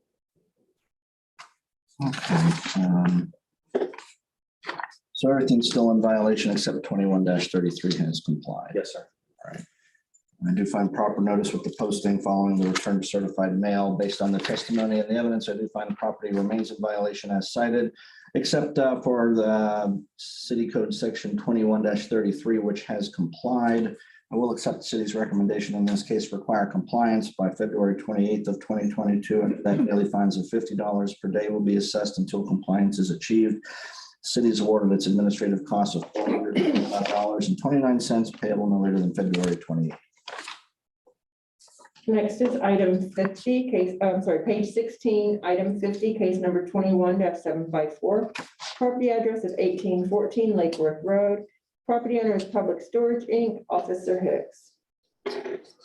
Property location, 1814 Lake Worth Road, found property to be in violation of city code sections 23.2-21. Please apply for, obtain, and pick up permits for fence and sign. Permits are still in plan review. 14-35, please contact and schedule a use and occupancy inspection. Courtesy notice was left at the property on 3/26/2021. Re-inspection was done on 10/5/2021 and found to be in non-compliance.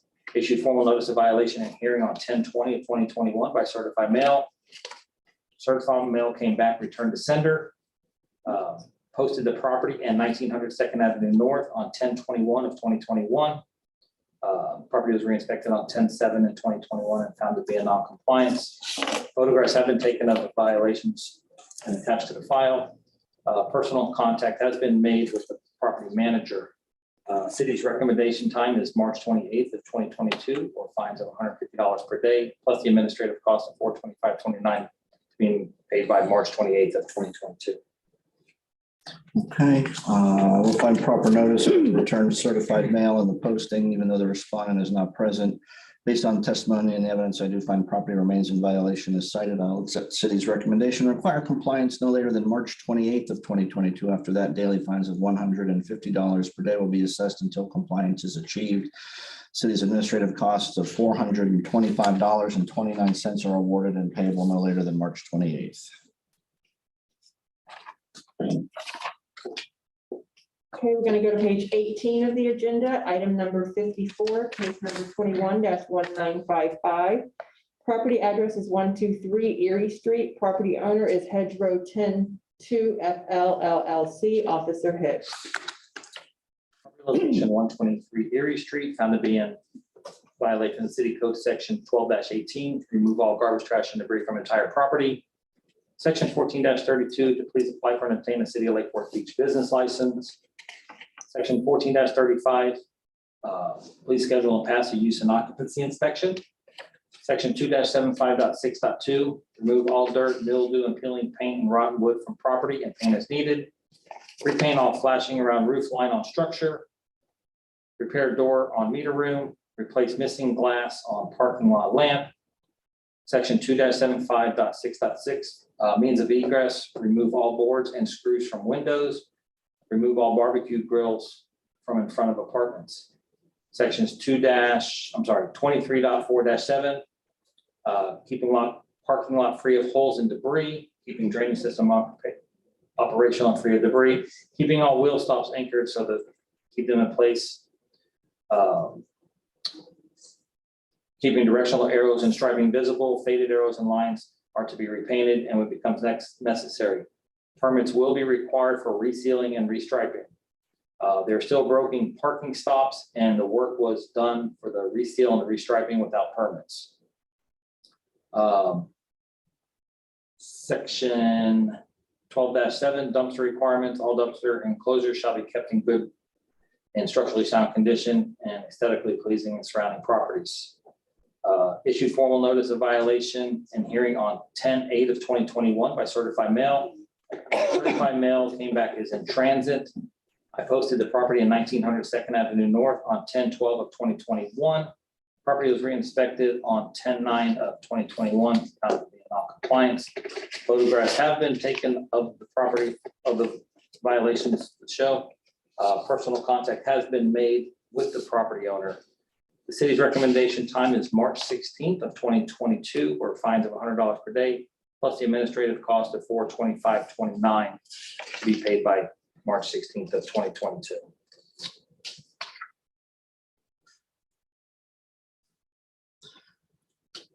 So 23.6-1 is still in violation or is Oh, I'm compliant? sorry, yeah, 23.6.1, the ground cover, that violation is in compliance. The owner,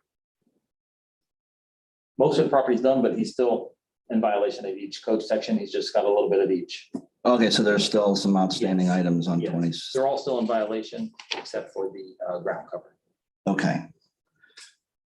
Ground cover is the only thing that's complied, but 23.6-1 Yes. in total is still has outstanding violations. Yes. Okay, we'll find proper notice in this case, even though the respondent is not present. I will find property remains in violation of each of the cited code sections, although the ground cover has complied with 23.6-1. There are other 23.6-1 outstanding violations still. I will accept the city's recommendation in this case. That was for the March. What was that date again? March 16. March 16th. March 16th of 2022. Is it $150 a day after that? Yes. 150 or 100 per day. 100 per day, 150 was the last one. I'll accept that recommendation. Require compliance by March 16th. After that, daily fines of $100 per day until compliance is achieved and the city's administrative costs of $425.29 are awarded and due no later than March 16th as well. Okay, next is item 56, case number 21-2069. Property address is 1803 Madrid Avenue. Property owner is Lake Worth Madrid LLC. Officer Hicks. 1803 Madrid Avenue, found property to be in violation of city code sections 12-18 to remove all trash and debris from property. 15-39 to remove all trash and debris from entire property. Sections 14-32 to please apply for and obtain a city of Lake Worth Beach business license for the following businesses: Lake Worth Madrid LLC, Tony's Tires, 1800 Madrid LLC, which is King of Kitchens. Sections 14-35, the following owners need to also pass a use and occupancy inspection. And 12-17 dumpster enclosure required. That violation was resolved, not needed per Jason Yeager, sanitation supervisor. Issued formal notice of violation and hearing on 9/15/2021 by certified mail. Certified mail was received on 9/20/2021. I posted the property and 1900 Second Avenue North on 9/16/2021. Property was re-inspected on 11/16/2021 and found to still be in non-compliance. Photographs of the property have been taken to show the violations. I have not had contact with the property owner. The city's recommendation time is March 28/2022, or fines of $150 per day, plus the administrative cost of $425.29 to be paid by March 28/2022. There's proper notice with the delivered certified mail. You also posted the property, so you have good notice, even though the respondent is not present. Based on the testimony and the evidence, I will find property remains in violation as cited. I will accept the city's recommendation, require compliance no later than March 28th of 2022. After that, daily fines of $150 per day will be assessed until compliance is achieved. His administrative costs of $425.29 are awarded and payable no later than March 28th. Next is page 19, item number 57, case number 21-2120. Property address is 312 Evergreen Drive. Property owner is Stanley Schmucker, Officer Hicks. Property location 312 Evergreen Drive, situated on site address 431 Boutwell Road. Found property to be in violation of city code sections 12-17 to remove garbage cans and recycle containers from public view. Section 12-18, remove all garbage, trash, and debris from entire property. Section 15-39, current trailer registration needs to be attached to trailer. Sections 2-75.6.2, remove all rotten wood from trailer, remove all mildew from trailer, awnings and patio and repaint, remove all peeling paint from trailer, replace all damaged and missing skirting on trailer. 2-75.6.6, lift up all storm shutters. 2-75.9, cut and trim all overgrown grass, weeds, bushes, hedges, etc. Issued formal notice of violation hearing on 9/27 of 2021 by certified mail. Certified mail came back as returned to sender. Certified mail was posted at the property and at 1900 Second Avenue North on 9/28 of 2021. Property was re-inspected on 11/29 of 2021 and found to be in non-compliance. Photographs of the property have been taken to show the violations. Personal contact was made with the property owner.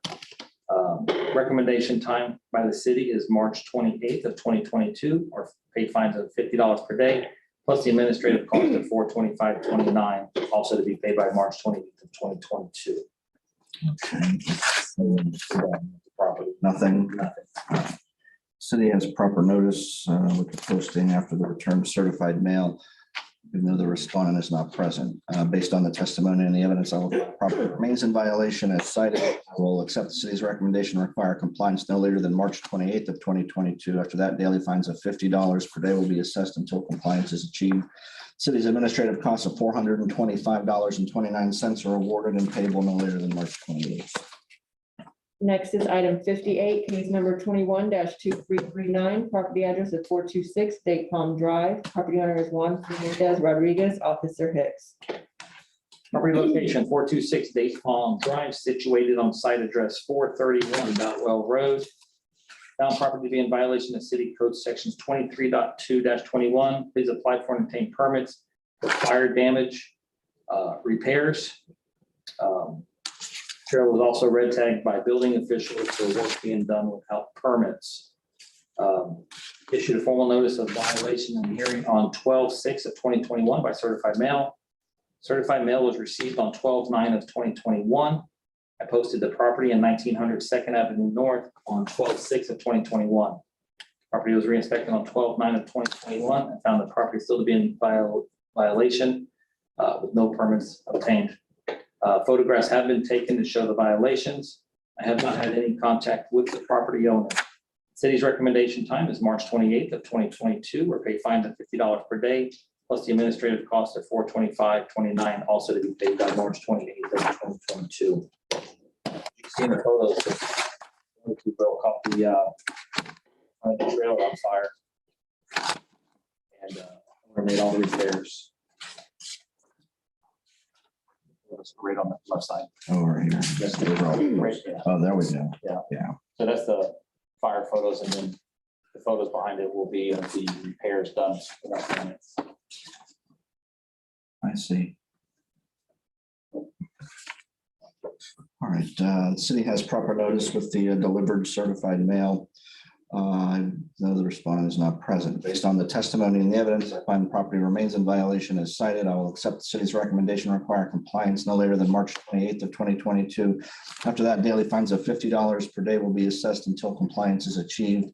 City's administrative costs of $425.29 are awarded and payable no later than March 28th. Okay, next we're going to go to page, you're done. Yeah. Page 3 of the agenda, item number 8, Case number 20-2136. This is a public request for a lien reduction.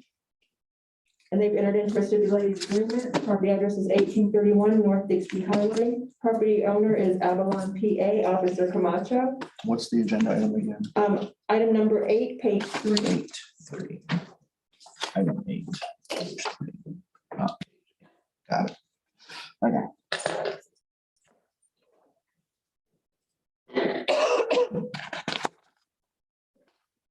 Officer Camacho, City of Lake Worth Beach, case number 202136. The persons executing this stipulated agreement have the authority to enter the agreement and bind the respective parties to the terms contained herein. Owner has otherwise met all requirements of section 2-69.3 and 2-69.3.1 of the city's code of ordinance relating to the reduction of code enforcement liens. The lien existing on the properties total $19,800.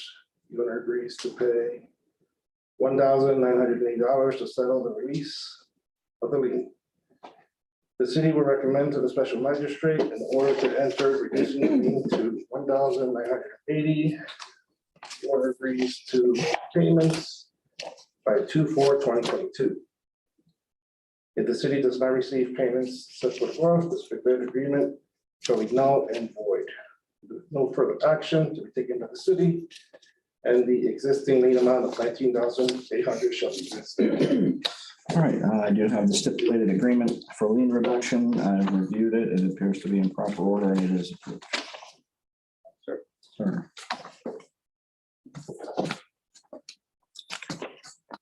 Next, we're going to go to page 19 of the agenda. Item number 59, case number 21-2375. Property address is 2110 North Dixie Highway. Property owner is PS Flooring Design, Officer Thomas, and they've entered into a stipulated agreement.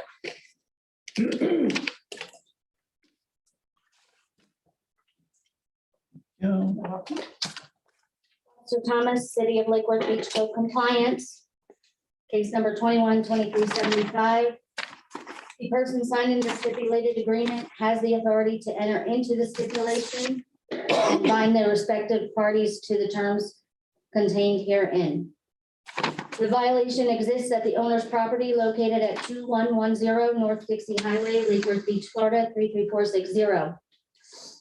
The owner is granted until April 28th, 2022 to obtain compliance as specified in Exhibit A.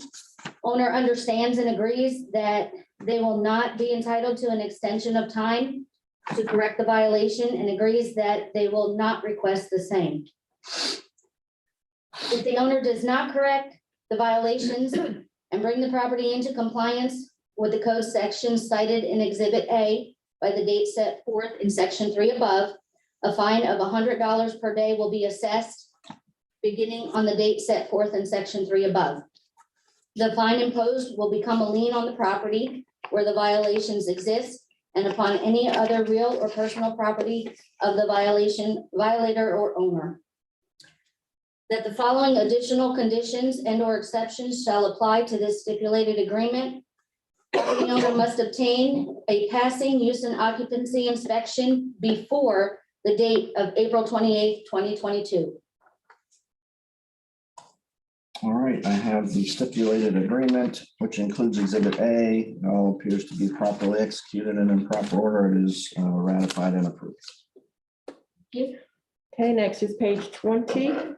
Item number 60, case number 21-2591. Property address is 2602 Bucknell Lane. Property owner is Deborah J. Orr, Officer Thomas. Officer Thomas, City of Lake Worth Beach, code compliance. This is a repeat case. Case number is 21-2591, Deborah J. Orr, address 2602 Bucknell Lane. Found the property to be in repeat violation of city code section on 11/12/2021 for LWCO 2-75.6.2. General requirements. Swimming pools shall be maintained in a clean and sanitary condition and in good repair. This case, the case that makes this case a repeat is case number CE 20-1637. which is included in the case file for your review.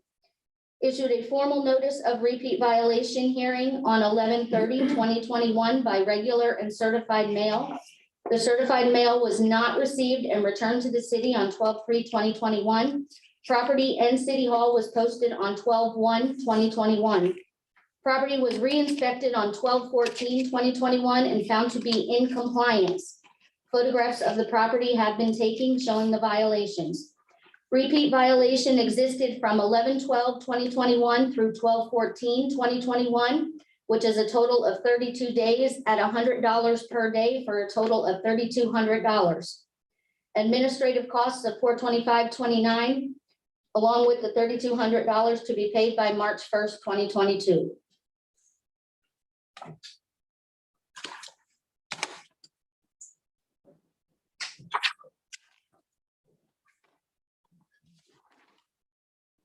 The original case is the 2016-37, is that right? Yes, sir. Yeah.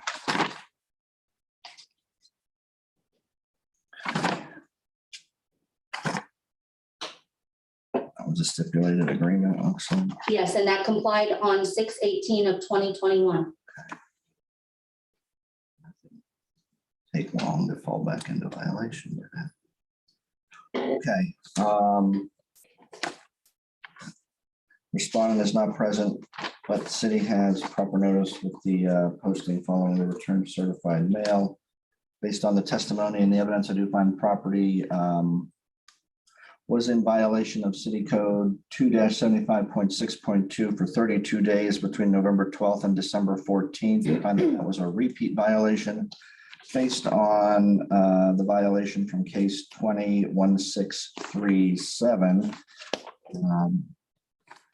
I will accept the city's recommendation, impose daily fines of $100 per day for the 32 days that the property remained in repeat violation, for a total of $3,200. I also award the city's administrative costs $425.29.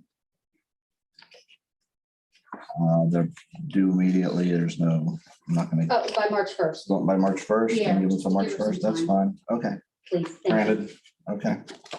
So ordered. You're welcome.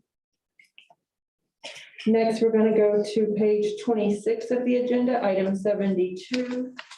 Case number 20-459, property address of 2116 North Dixie Highway. Property owner is Edward P. Wright III, Officer Thomas, and this is a request by the city to vacate a previous order. Okay. Officer Thomas, City of Lakewood Beach Code Compliance, case number 20-459. The city is requesting to vacate order finding violation and assessing fine and claim of lien recorded at Official Records Book 32598, pages 464-465, and filed on 6/17/2021. Okay. I've reviewed the correspondence in the file as well. I understand the reason for the vacate that is granted. Thank you. And next, we're going to go to the 6 of the agenda, item number 19, case number 12-1635. Property address of 1401 Barton Road. Property owner is Gary Lucian, Officer First. I believe they've entered into a stipulated agreement.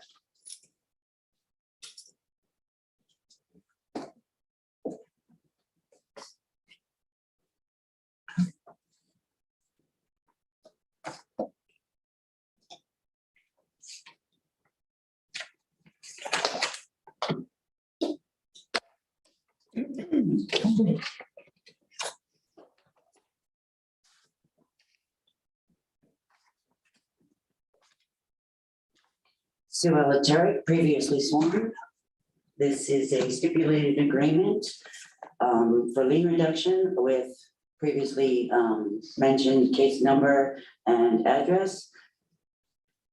The persons executing the stipulated agreement have the authority to enter into this agreement and bind the respective parties to the terms contained herein. The property located at 1401 Barton Drive. Owner has otherwise met all requirements of section 2-69.3 and 2-69.3.1 of the city code ordinance relating to the reduction of the code enforcement liens. The existing lien on the property totals $110,800. The owner agrees to pay $6,182.51 to settle this lien. The city will recommend the special magistrate order be entered, reducing the lien to $6,182.51. And the owner agrees to make payment by 2/28/22. If the city does not receive payment, the stipulated agreement shall become null and void, and the existing lien amount of $110,800 will be reinstated. Okay, I do have the stipulated agreement for lien reduction. It is properly executed in proper form and ratified and approved. Thank you. Yeah. And he had receipts, correct? Yes. Oh, yes, he's got a pile of receipts in here, sir. Next is item 20, case number 18-4809. Property address of 1214 14th Court South. Property owner is Michael A. Combs. Officer Turek, this is a public request for a lien reduction, and they've entered into a stipulated agreement. Thank you. Okay.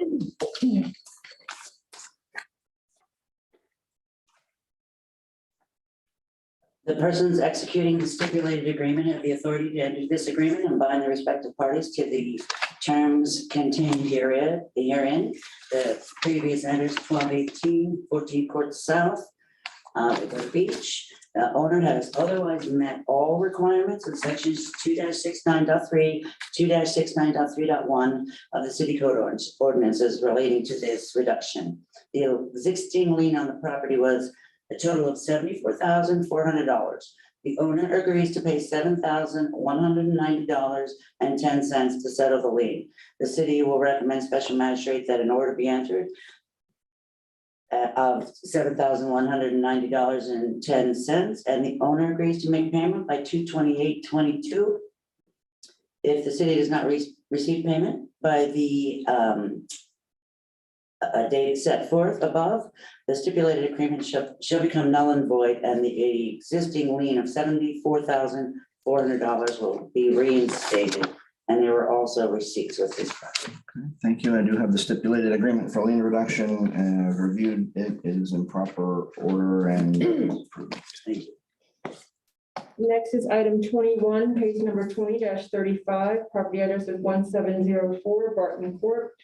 Property owner is Michael Dorsman and Raymond Joyce. Officer Turk, this is a public request for a lien reduction, and they've entered into a stipulated agreement.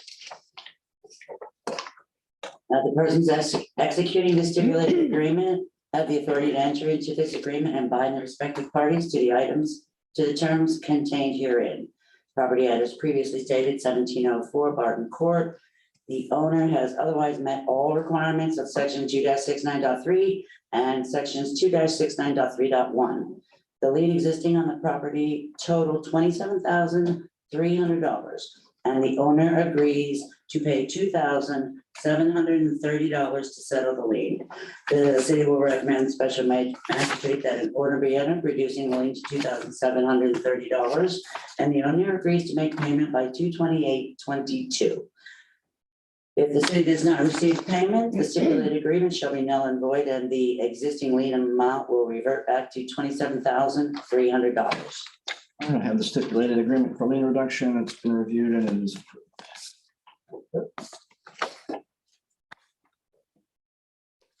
Next, we're going to go to page 21, item number 63, case number 21-1499. Property address is 801 14th Avenue South. Property owner is C&A Holdings, Palm Beach County, Inc. Officer Turek.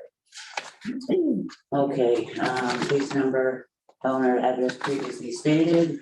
I have attached the list of violations for you to review.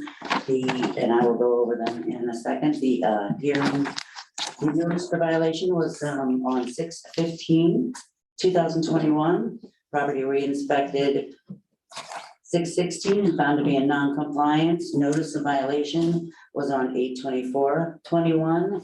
Certified mail was returned. Property in City Hall had been posted on 8/26/21. The property was re-inspected 1/6/22, 1/25/22, and as early as this morning, I printed the license, which you have, the non-license. Well, first let me read your violations, I apologize. Okay, violations are 12-18 to remove all trash debris from the property and keep clean at all times. 12-27, the owner needs to apply and obtain a dumpster enclosure.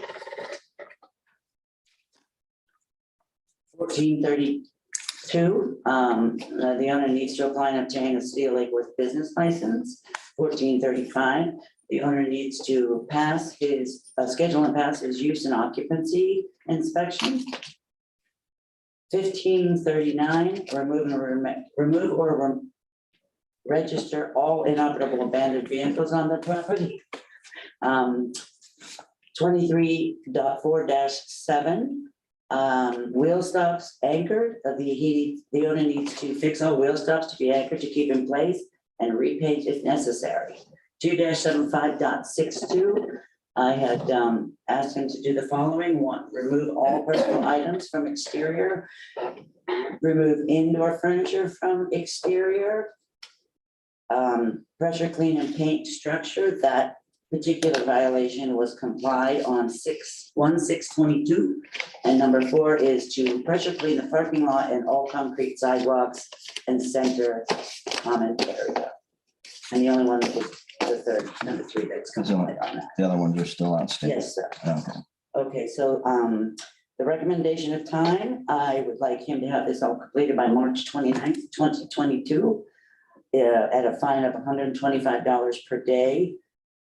Administrative cost of $425.29, also to be paid by March 29th, 2022.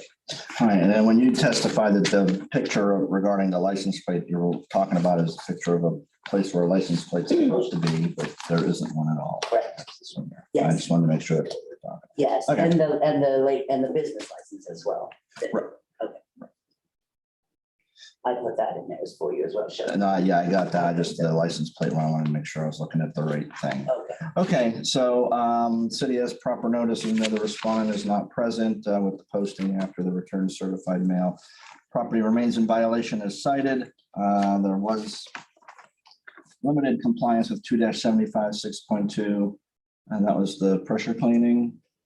Yes, he pressure cleaned the. But they removed the personal items and the furniture remain in violation. So code section is still in violation, even though part of it was correct.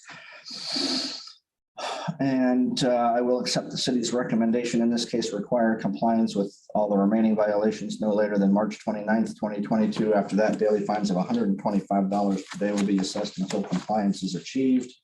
The city is awarded administrative costs of $425.29 payable no later than March 29th.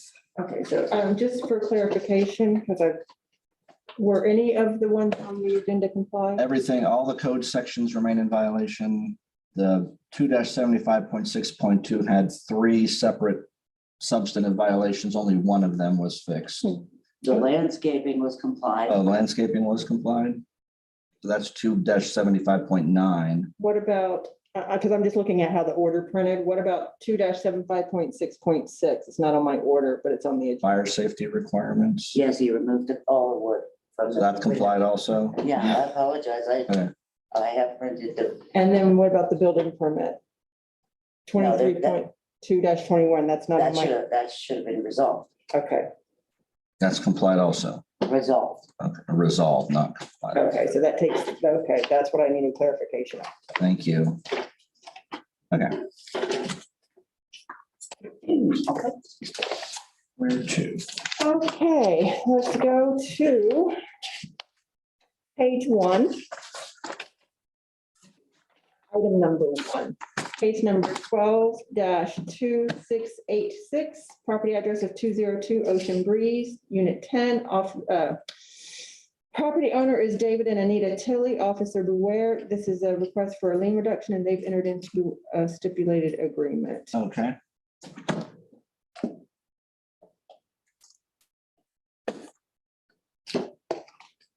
Can you repeat the case number again, please? Sure, 12-2686. Thank you. You're welcome.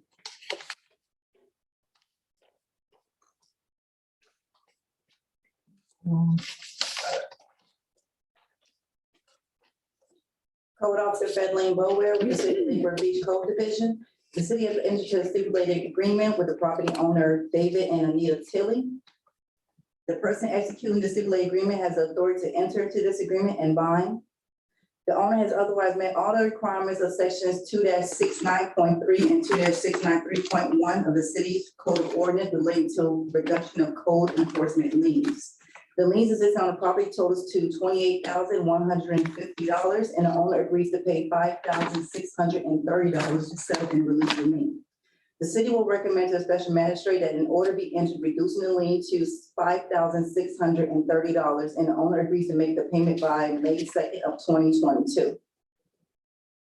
If the city does not receive a payment as set forth above, the stipulated agreement shall be null and void, with no further actions taken by the city, and the existing lien amount of $28,150 shall be reinstated.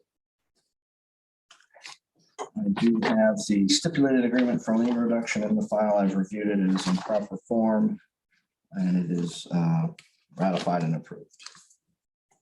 Next is item 2, case number 14-1508. Property address is 202 Ocean Breeze, Unit 10. Property owner is David and Anita Tilly. Officer Beware, and this is a request for a lien reduction, and they've entered into a stipulated. Okay. Case number 14-1508, the city of Lake Worth Beach has entered into a stipulated agreement with the property owner, David and Anita Tilly. The person executing this stipulated agreement has authority to enter this agreement and bind. The owner has otherwise met all of the requirements of section 2-69.3 and 2-693.1 of the city's code ordinance relating to the reduction of code enforcement liens. The lien exists on this property totals to $27,300, and the owner agrees to pay $2,730 to settle and release the lien. The city will recommend to a special magistrate that an order be entered reducing the lien to $2,730, and the owner agrees to make the payment by May 2nd of 2022. If the city does not receive the payment as set forth above, the stipulated agreement shall be null and void, with no further action being taken by the city, and the existing lien amount of $27,300 shall be reinstated. Thank you. I do have the stipulated agreement for lien reduction. It is in proper form and it is approved.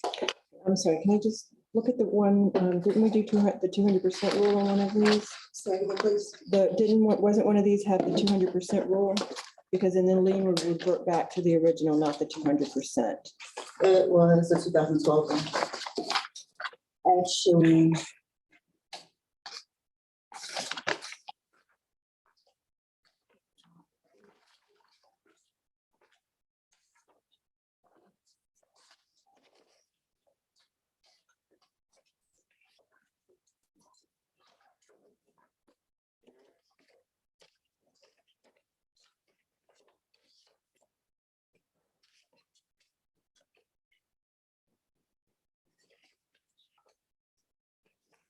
Can we make a clarification just for the record? Go ahead. On case number 12-2686. Yep. The lien amount is $106,850. We use the 200% rule, which at the time the property value was $50,000. So I'm not quite sure where the 28,150. The lien was revised by Yolanda Robinson, because they provided her a letter that they mailed her, I believe, in 2012 and 2013 regarding this case. Okay, then never mind. The 200% rule does not apply on this. That was changed. Sorry. Thank you. I was very confused because I had the 200% down. No worries. Okay, let's see where we're at. Sorry about that, Magistrate. No problem. We're going to go to page 2 of the agenda. Item number 5, case number 18-5711. Property address is 610 North K Street. Case name is Hilda Ochoa. Officer Beware, and this is a request to vacate an order. Thank you. Code Officer Fedleen Bower with the City of Lake Worth Beach Code Division, case numbers 18-5711. This is the order to vacate order. The city is requesting to vacate order finding violation, assessing fine and claim of lien recorded at the official records book 304979 at pages 901-902 filed on March 18th of 2019.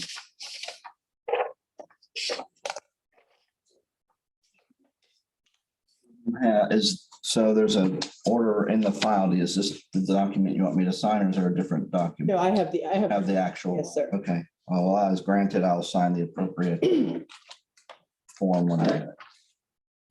Next is item 6, case number 15-1156. This is a public request for a lien reduction at 610 North K Street. Case name is Hilda Ochoa. The new owner is Nadine Heights, Officer Beware, and they've entered into a stipulated agreement. Thank you.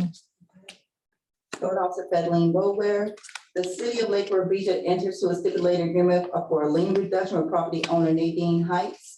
The person executing the stipulated agreement has the authority to enter into this agreement and bind. The owner has otherwise met all the requirements of section 2-69.3 and 2-693.1 of the city's code of ordinance relating to the reduction of code enforcement liens. The lien exists on this property totals to $215,100, and the owner agrees to make a payment of $7,286.20 to settle and release the lien. The city will recommend to the special magistrate that an order be entered reducing the lien to $7,286.20, and the owner agrees to make the payment by February 1st of 2022. If the city does not receive a payment as set forth above, the stipulated agreement shall be null and void with no further actions taken by the city, and the existing lien amount of $215,100 shall be reinstated. Okay, I have the stipulated agreement for lien reduction in the file. I've reviewed it. It appears to be in proper order, and it is approved. Next is item 7, case number 19-2713. This is a public request for a lien reduction at 101 South Federal Highway. Property owner is David Simon, Officer Beware. They've entered into a stipulated agreement.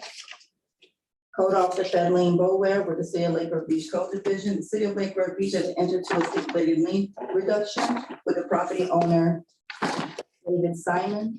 The person executing the stipulated agreement has authority to enter this agreement and bind. The owner has otherwise met all requirements of section 2-69.3 and 2-693.1 of the city's code of ordinance relating to the reduction of code enforcement liens.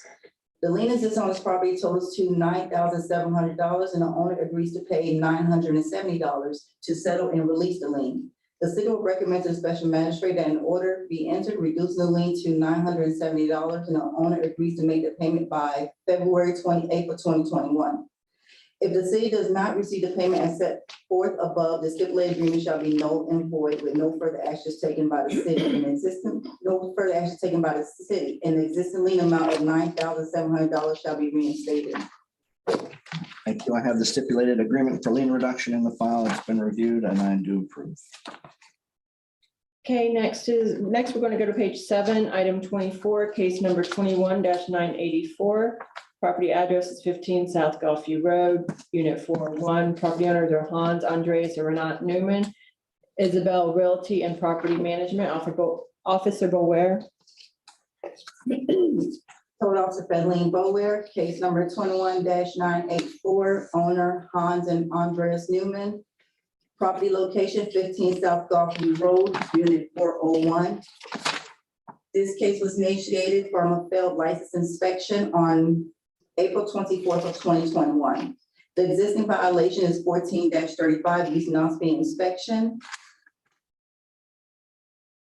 The violation has been complied or resolved is 23.2-21 for a building permit.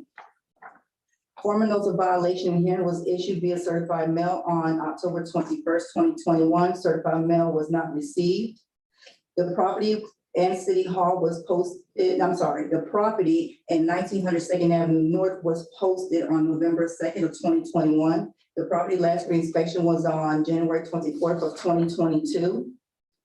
Photographs of the property has been taken. I had contact with the owner. The city recommendation time for voluntary compliance is February 28th of 2022.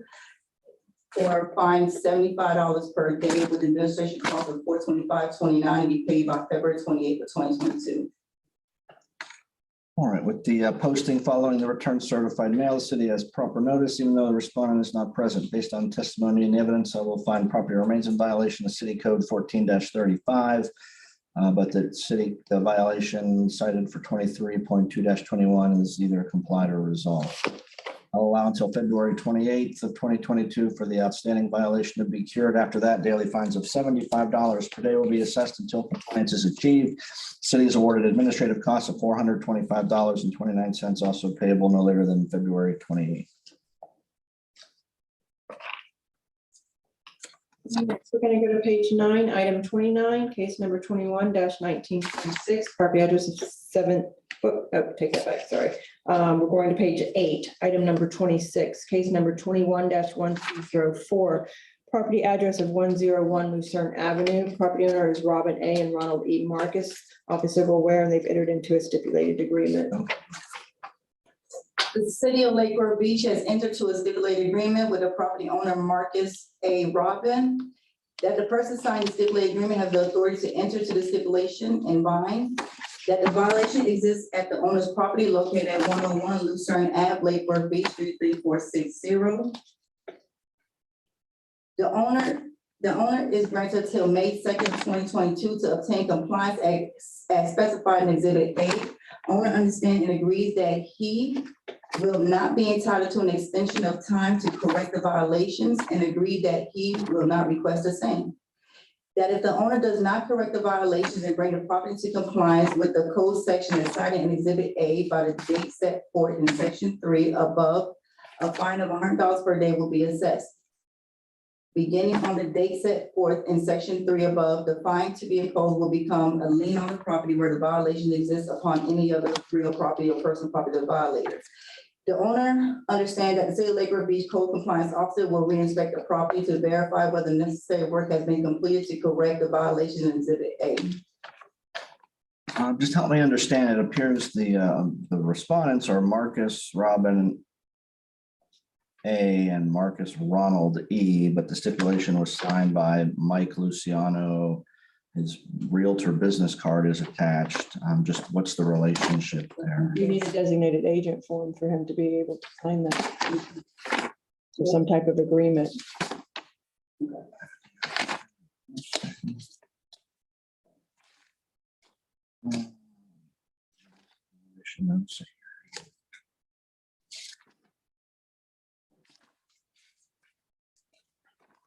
He initialed each page and signed it. Do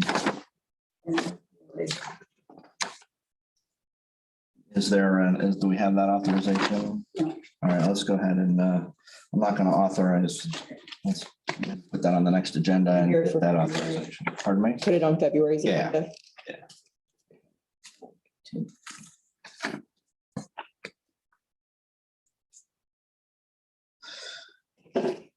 Okay, then next, we're gonna go to item 28, case number 21-1797, property address of 318 North Dixie Highway. Property owner is T&D Dixie LLC, Officer Beware.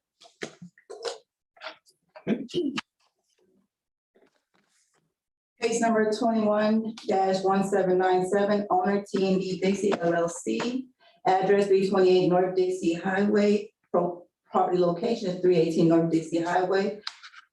This was a business license complaint. The case was initiated on July 14th of 2021. The existing violations are 14-35, use not speed inspection. Both owner and tenant failed their use not speed inspection on November 15th of 2021.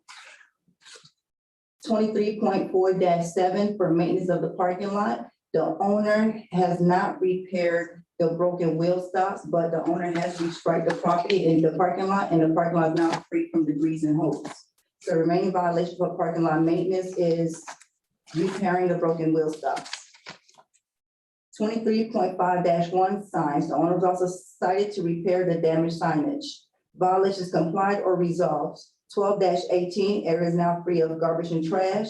14-32, business license requirements. 2-756.2 for general requirements has been complied, and 2-75.9 for landscaping has been complied. Former notice of violation and hearing was sent via certified mail on September 27, 2021. Certified mail was received on October 1st, 2021. The property was posted as well as 1900 Second Avenue North on September 28, 2021. Property last reinspection was January 24th, 2022. Photographs of the property has been taken showing the violations. I had personal contact with the property owner.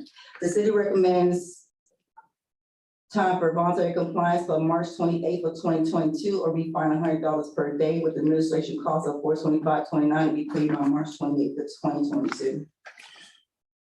The respondent is not present, but with the received certified mail, the city has proper notice.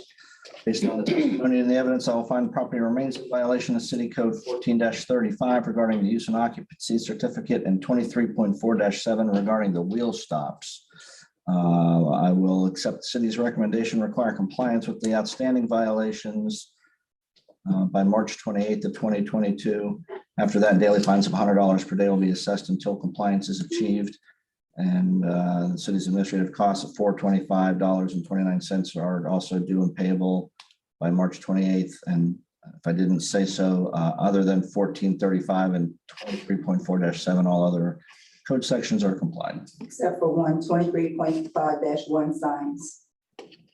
That's on, you'll have to flip the page, sir, get that one printed on page 9. Oh, 23.5-1 signs also remains in violation. Sorry, that was put up of page 9.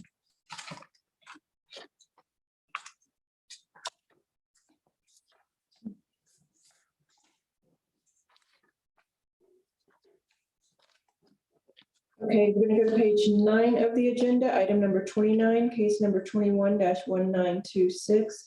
Property address is 702 North Dixie Highway. The property owner is Sammy Amanloa, Officer Boulware, and they've entered into a stipulated agreement. The city of Lake Worth Beach has entered to a stipulated agreement with property owner Sammy Amanola that the person signing this stipulated agreement has the authority to enter into the stipulation and bind that the violation exists at the owner's property located at 702 North Dixie Highway, Lake Worth Beach, 33460. Violations for this code section as cited are attached as Exhibit A. The owner is granted until March 28th of 2022 to obtain compliance as specified in Exhibit A. Owner understands and agrees that he will not be entitled to an extension of time to correct the violation and agrees that he will not be requesting the same. That if the owner does not correct the violations and bring the property to compliance with the code section cited in Exhibit A by the set date set forth in Section 3 above, a fine of $100 a day will be assessed. The owner understands that City of Lake Worth Beach Code Compliance Officer will re-inspect the property to verify whether necessary work has been completed to correct the violation in Exhibit A. And you do have the stipulated agreement, including Exhibit A. It appears to be properly executed and has been reviewed and is approved. Okay, next is page 10, item 32, case number 21-2708. Property address is 709 Lucerne Avenue. Property owner is 705 711 Lucerne Avenue LLC. Special Magistrate, one concern I have with this is they did come and sign in. They had a fire case as well, and it looks like they were told their case was removed because the fire case was removed. So I don't know if you're inclined maybe to put this one to February since they were here and weren't, or maybe. I think that's appropriate. Let's go ahead and continue this to the February agenda for that reason. What was the fire case? The fire case,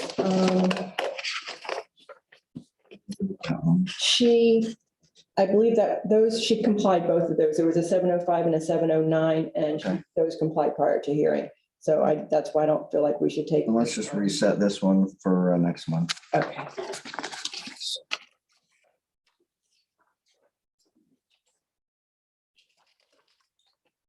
Where are we at? Next is item 34, case number 22-20. Property address is 426 South M Street. Property owner is Marco Schilling, Officer Beware. Case number 22-20. Owner Marco Schilling, address 828 East Hillsborough Boulevard, Deerfield Beach, 33441. Property location 426 South M Street. This case was initiated as a complaint on January 5th of 2022. The property owner was cited as a repeat violator for the following violations: 12-18, areas free of garbage and trash; 12-756.2, general requirements; 12-756.6, fire safety requirements; and 2-75.9, landscaping. The violations, the next following two violations are not repeat violations: 23.4-19, outdoor storage, and 23.5-1, signs. Formal notice of violation has been issued via certified mail on January 12th, 2022. Certified mail was not received. Property was posted as well as City Hall on January 12th of 2022. The property last reinspection was on January 24th of 2022. Photographs of the property was taken. The city had personal contact with the property owner. The city is requesting an owner be found in violation and charge $100 per day plus administration cost of $425.29. The repeat violations commenced on January 5th of 2022 and ran until January 24th of 2022 for 18 days.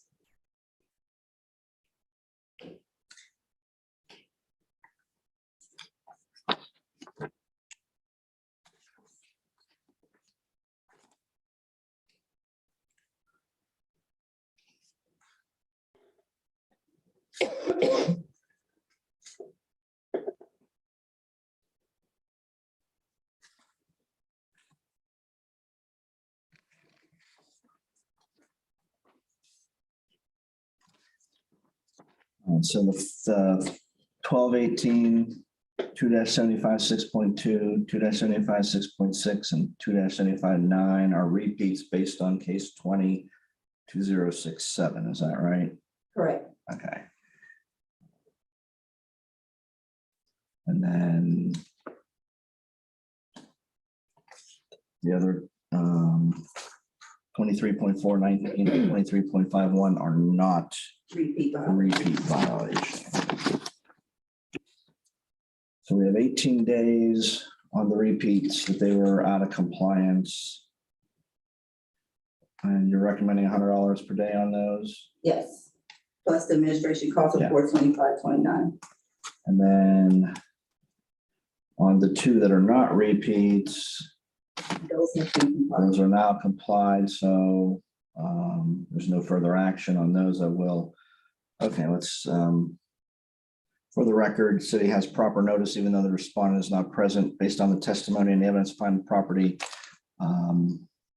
was in violation of Lake Worth City Code 12, well, Lake Worth Beach City Code 12-18, 2-75.6.2, 2-75.6.6, and 2-75.9 for 18 days between January 5th and January 24th of this year, that those are repeat violations based on the case number 20-2067. I will impose daily fines of $100 per day for each of the 18 days the property was in a repeat violation, for a total of $1,800. I find that the property was in violation of City Code 23.419 and 23.5-1. Those are not repeat violations. They have come into compliance. Did they come into compliance in time, or did they come into compliance prior to hearing? Okay, so you're not looking for a finding of fact or anything on those? Okay, so those complied. I will award the city's administrative costs of $425.29 based on the repeat violations, and then we'll make that due and payable by February 28th of 2022.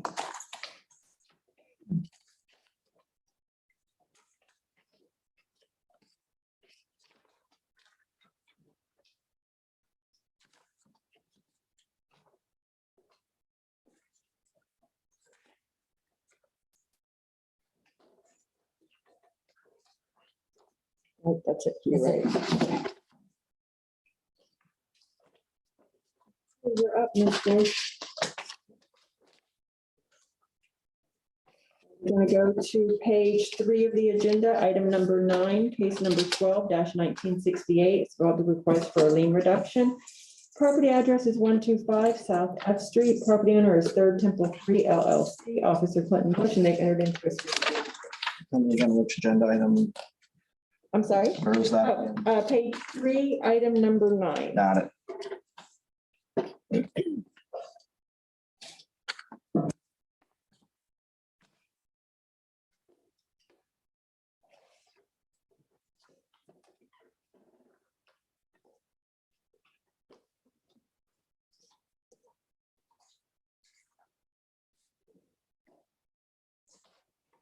Got it, to good. It's Third Temple, 125, the 12/1968. Okay.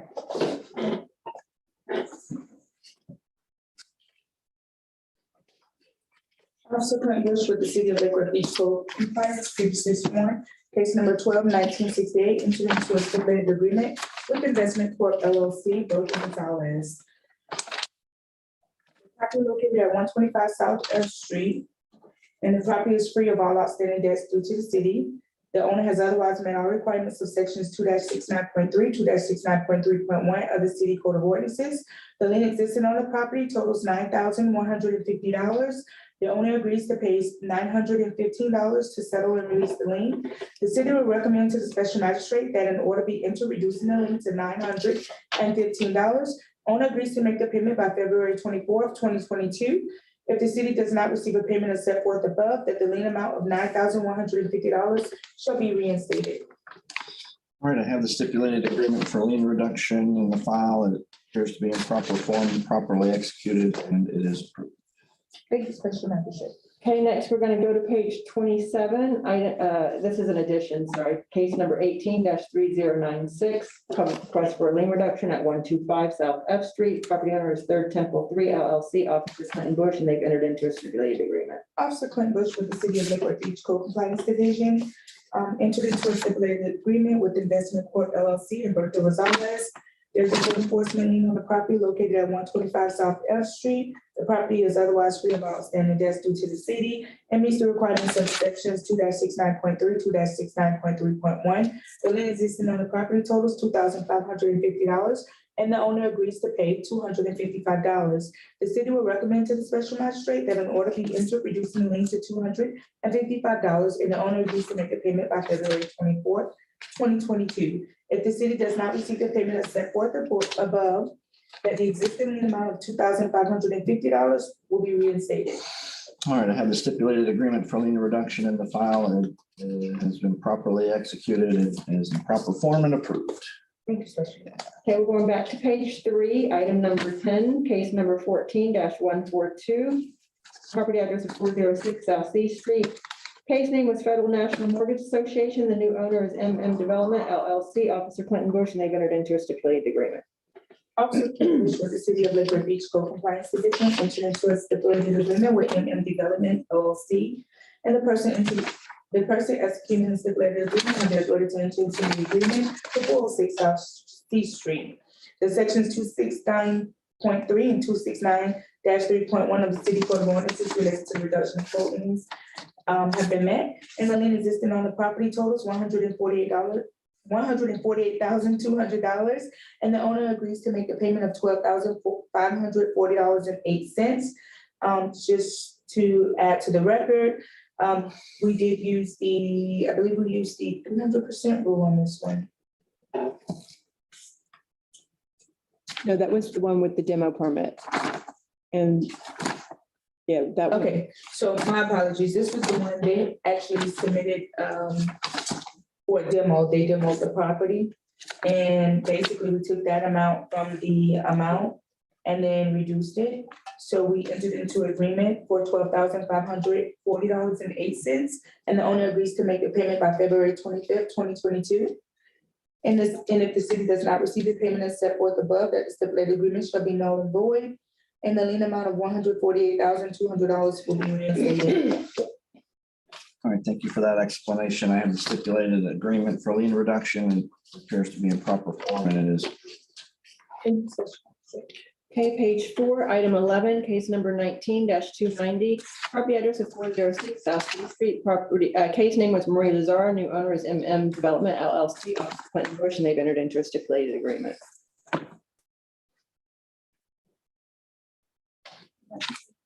19,290.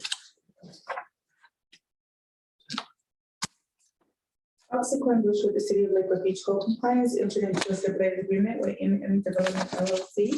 The person executing the stipulated agreement had the authority to enter into the agreement for 406 South C Street. The owner is otherwise free of all outstanding debts to the city and meets the requirements of 269.3, 269.3.1. The lien existed on the property, totals $540,475, and the owner agrees to pay $5,047.50 to settle and release the lien. The city will recommend to the special magistrate that an order be entered reducing the lien to $5,475, and the owner agrees to make the payment by February 25th, 2022. And if the city does not receive the payment as set forth above, that the stipulated agreement shall be null and void, and the existing lien amount of $50,475 will be reinstated. You have the stipulated agreement for lien reduction in the file. I have reviewed it. It is in proper form, properly executed, and it is approved. Thank you, Special Magistrate. Okay, bear with me. It's $5,047.50.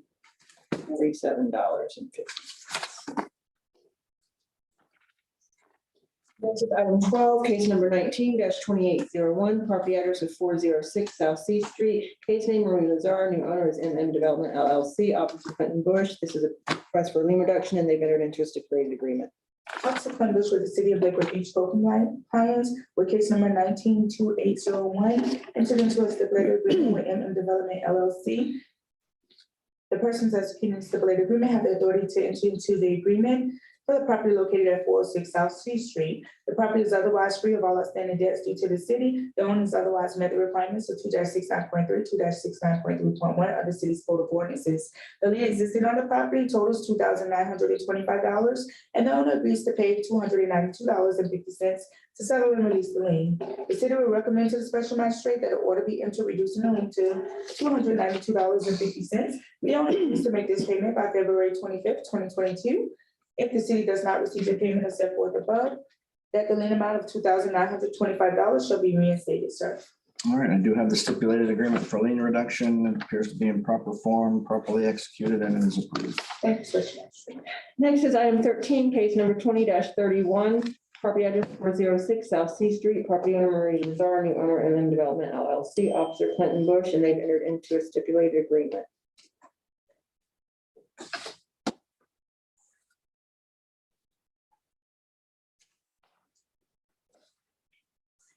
Subsequent, which for the city of Lakewood Beach Code compliance previously sworn, case number 20-0031 with Marie Lazar.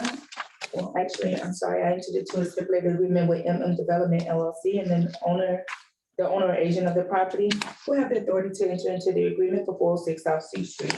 The property is otherwise free of all outstanding debts due to the city, and the owner does not have any other outstanding debts with the city, and has met all requirements of sections 2-69.3, 2-69.3.1. The lien existing on the property totals $7,400, and the owner agrees to pay $740 to settle and release the lien. The city will recommend to the special magistrate that an order be entered reducing the lien to $740, and the owners agree to make the payment by February 25th, 2022. If the city does not receive the payment as set forth above, the stipulated agreement shall be null and void, and the lien amount of $7,400 will be reinstated. What's the relationship between Marianne Middlebrook and Lazar? And Marie Lazar? It's a new owner. New owner? Yes, sir. Okay, I should have asked that the last time, but this is in proper form. It's reviewed and approved. Thank you, Special Magistrate. Next is item 14, case number 16-1679, property address of 302 North C Street, property owner is Rosalia Hernandez, Officer Clinton Bush. This is a public request for a lien reduction, and they've entered into a stipulated agreement. Also, Clinton Bush with the city of Lakewood Beach Code compliance division entered into a stipulated agreement for case number 16-1679. Susan Gato, PR, which is the owner or agent for the property located at 302 North C Street. The owner has otherwise met all the requirements of sections 2-69.3 and 2-69.3.1 of the city code of ordinances. The lien existing on the property totals $58,600, and the owner agrees to pay $5,860 to settle and release the lien. The city will recommend to the special magistrate that an order be entered reducing the lien to $5,860, and the owner agrees to make the payment by February 25th, 2022. If the city does not receive the payment as set forth above, the stipulated agreement shall be null and void, and the lien amount of $58,600 shall be reinstated. Since the owner passed away and the estate took possession. Correct. And the stipulated agreement for lien reduction is in proper form, properly executed and is approved. Thank you, Special Magistrate. Okay, we're gonna go to page 5, item 15, case number 18-5569. This is a request for a lien reduction at 1008 Fifth Avenue North. Property owner is Jennifer Kim, Officer Clinton Bush, and they've entered into a stipulated agreement. Officer Clinton Bush with the City of Liquid Beach Code Compliance, case number 18-5569, entered in stipulated agreement with Jennifer Kim, the owner agent for the property located at 1008 Fifth Avenue North.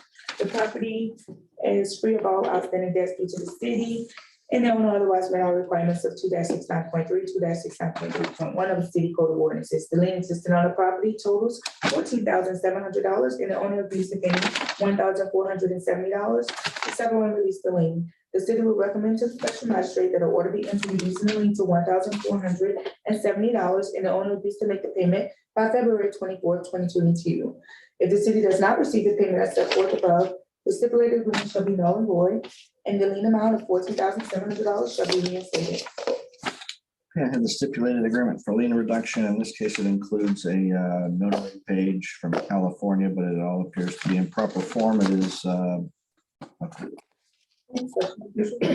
Next is item 16, case number 20-2538, public request for a lien reduction at 815 North C Street. Property owner is Ricardo Olet, Officer Clinton Bush, and they've entered into a stipulated agreement.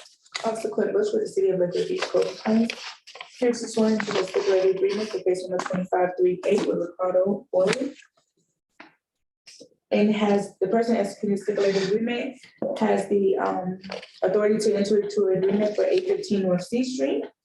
And the owner has otherwise met the requirements of sections 2-69.3, 2-69.3.1. The lien existing on the property totals $33,150, and the owner agrees to pay $2,396 to settle and release the lien. The city would recommend to the special magistrate that an order be entered reducing the lien to $2,396, and the owner agrees to make the payment by February 25th. If the special magistrate does not agree with the lien amount or stipulated agreement, the case will be reset. If the owner does not receive the payment as set forth, if the city does not receive the payment as set forth above, the existing lien amount of $33,150 shall be reinstated. All right, I have the stipulated agreement for lien reduction. It appears to be in proper form and it is approved.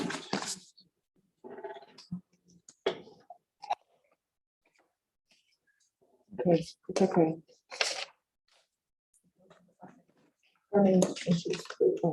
Yeah.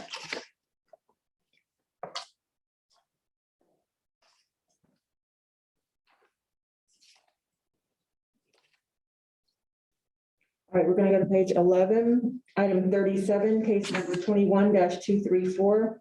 Property address is 316 North H Street. Property owner is J and H Street Family Trust, Officer Clinton Bush, and they've entered into a stipulated agreement. Officer Clinton Bush with the City of Liquid Beach Code Compliance entered into a stipulated agreement for case number 21234 with J and H Street Family Trust. The violations existing at the property located at 316 North H Street, and that the owner is granted until April 21st, 2022 to obtain compliance as specified in Exhibit A. And that if the owner does not correct the violations and bring the property into compliance with the code section cited in Exhibit A by the date set forth in Section 3, a fine of $200 per day will be assessed. And that the owner understands that the City of Lakewood Beach Code Compliance Officer will inspect the property to verify whether the necessary work has been completed. Thank you. I do have the stipulated agreement, including the Exhibit A. I've reviewed it. It is in proper form and approved. Thank you, Special Magistrate. Next is page 12, item 38, case number 21-1015, property address of 502 North C Street. Property owner is Venus and Mars Investment Group LLC, Officer Clinton Bush, and they've entered into a stipulated agreement. Officer Clinton Bush, City of Lakewood Beach Code Compliance Division, previously sworn, case number 21-1015.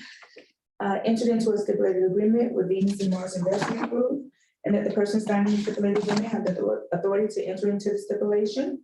and that the violations exist at the owner's property located at 502 North C Street. The owner is granted until March 28, 2022, to obtain compliance as specified in Exhibit A. And that if the owner does not correct the violations and bring the property into compliance with the code section cited in Exhibit A by the date set forth, that a fine of $100 per day will be assessed. And that the owner understands that the City of Lakewood Beach Code compliance officer will re-inspect the property to verify whether the necessary work has been completed. And have reviewed the stipulated agreement in the file. It is in proper form and approved. Next is item 39, case number 21-1052, property address of 523 South E Street, property owners M.M. Lopez, Inc., Officer Clinton Bush, and they've entered into a stipulated agreement. Also, case number 21-1052, entered into a stipulated agreement with M.M. Lopez, Inc. And the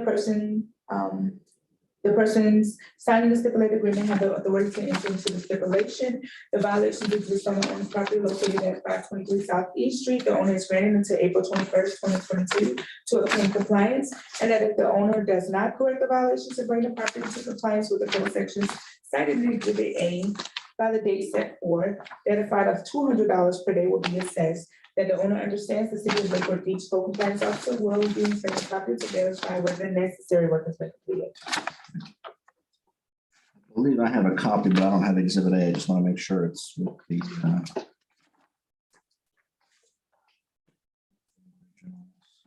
And the violation sheet. Yeah, I have yeah.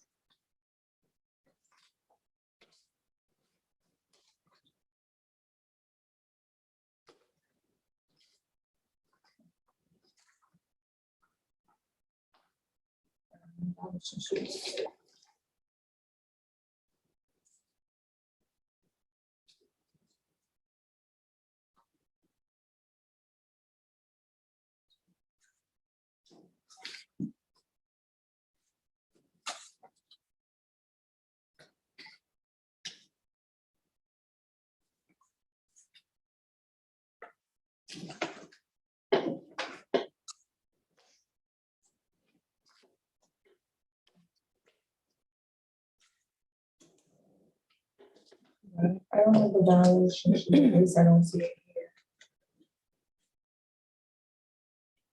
For the stipulated agreement.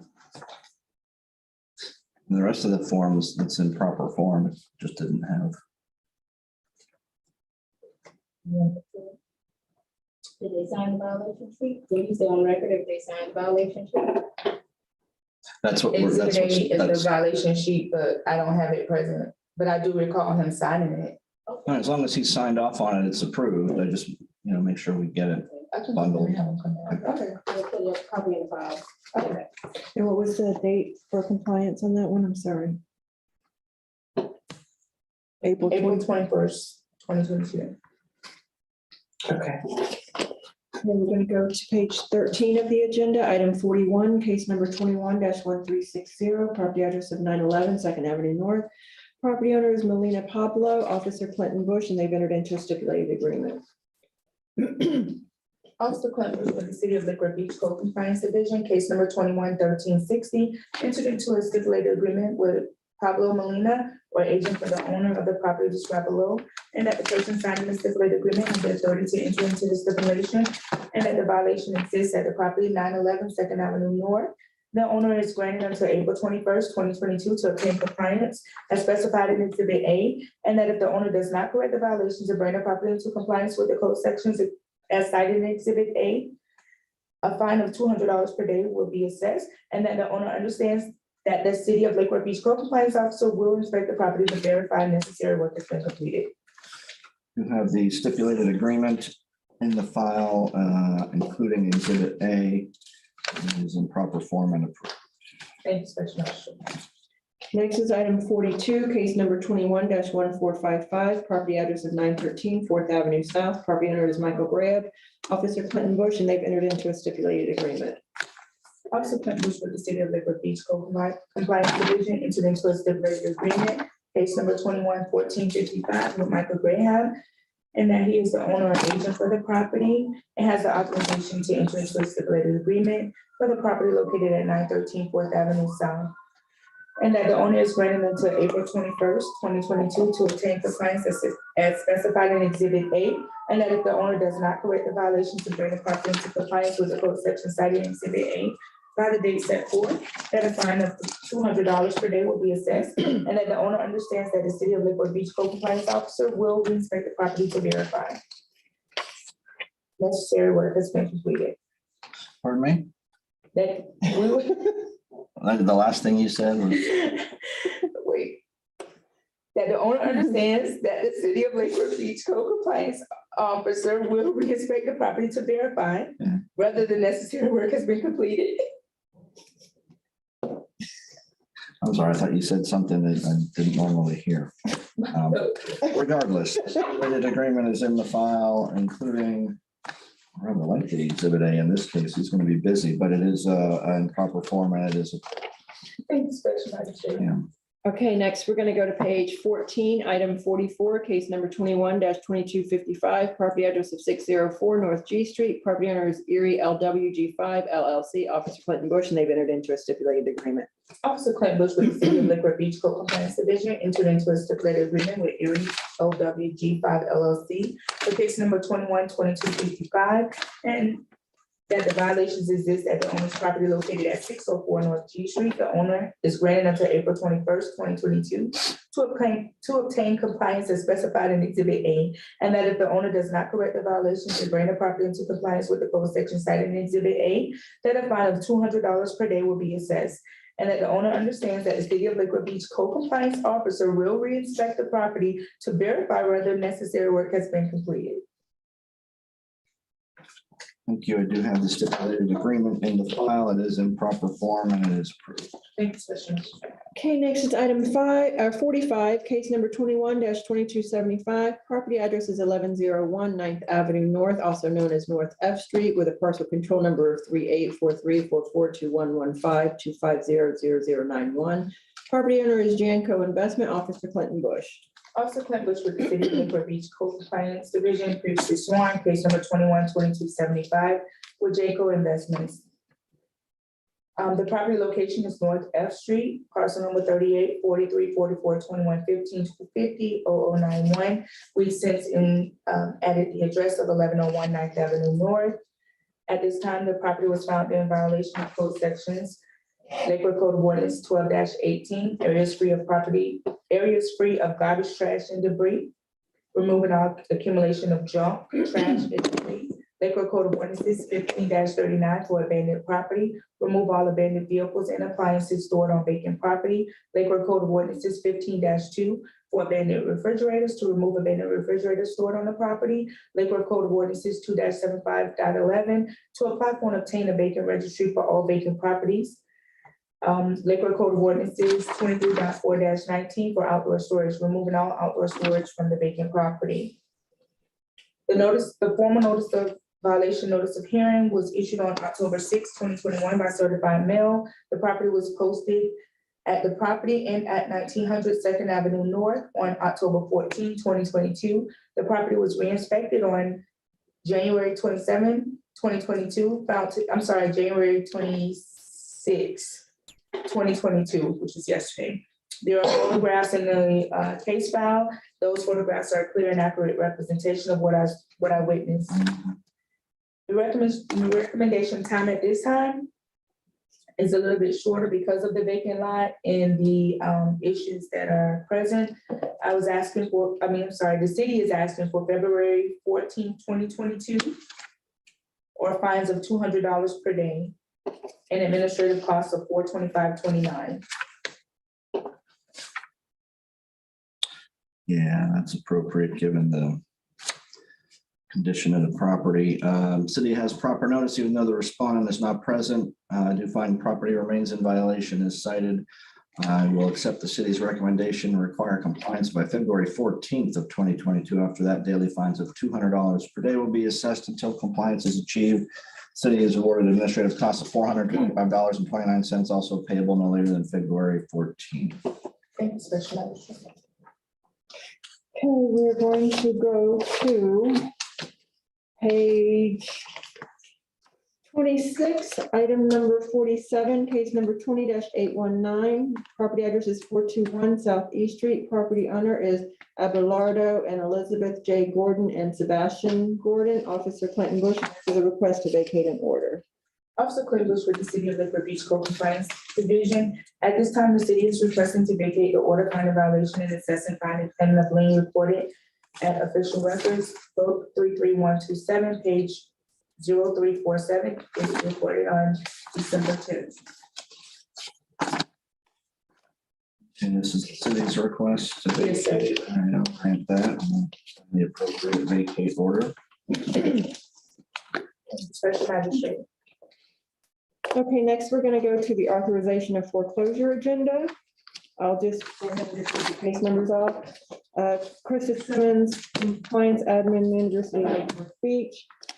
The following cases, the liens have been reported for more than the 90 days. Case number 18-65, case number 18-267, case number 19-2350, case number 19-4329, case number 20-371, case number 20-603, case number 20-1084, case number 20-1085, 20-1250, 20-1398, 20-1615, 20-1626, 20-1792, 20-1911, 20-1962, 20-2008, 20-2335, 20-2590, and 21-574. The city is requesting authorization of foreclosure.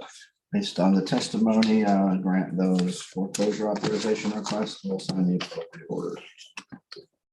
And that concludes our agenda. And the cases that we didn't touch on, those are all complied, I assume. Complied or rescheduled. Do you want me to read those into the record, or are you good with the agenda? I'm fine. It's whatever. Okay. If you need it for your record, that's fine. I'm happy to sit and listen. If not, Oh, I'm good. then is there anything else we need to do? No, sir. I believe that's 12:42, and I will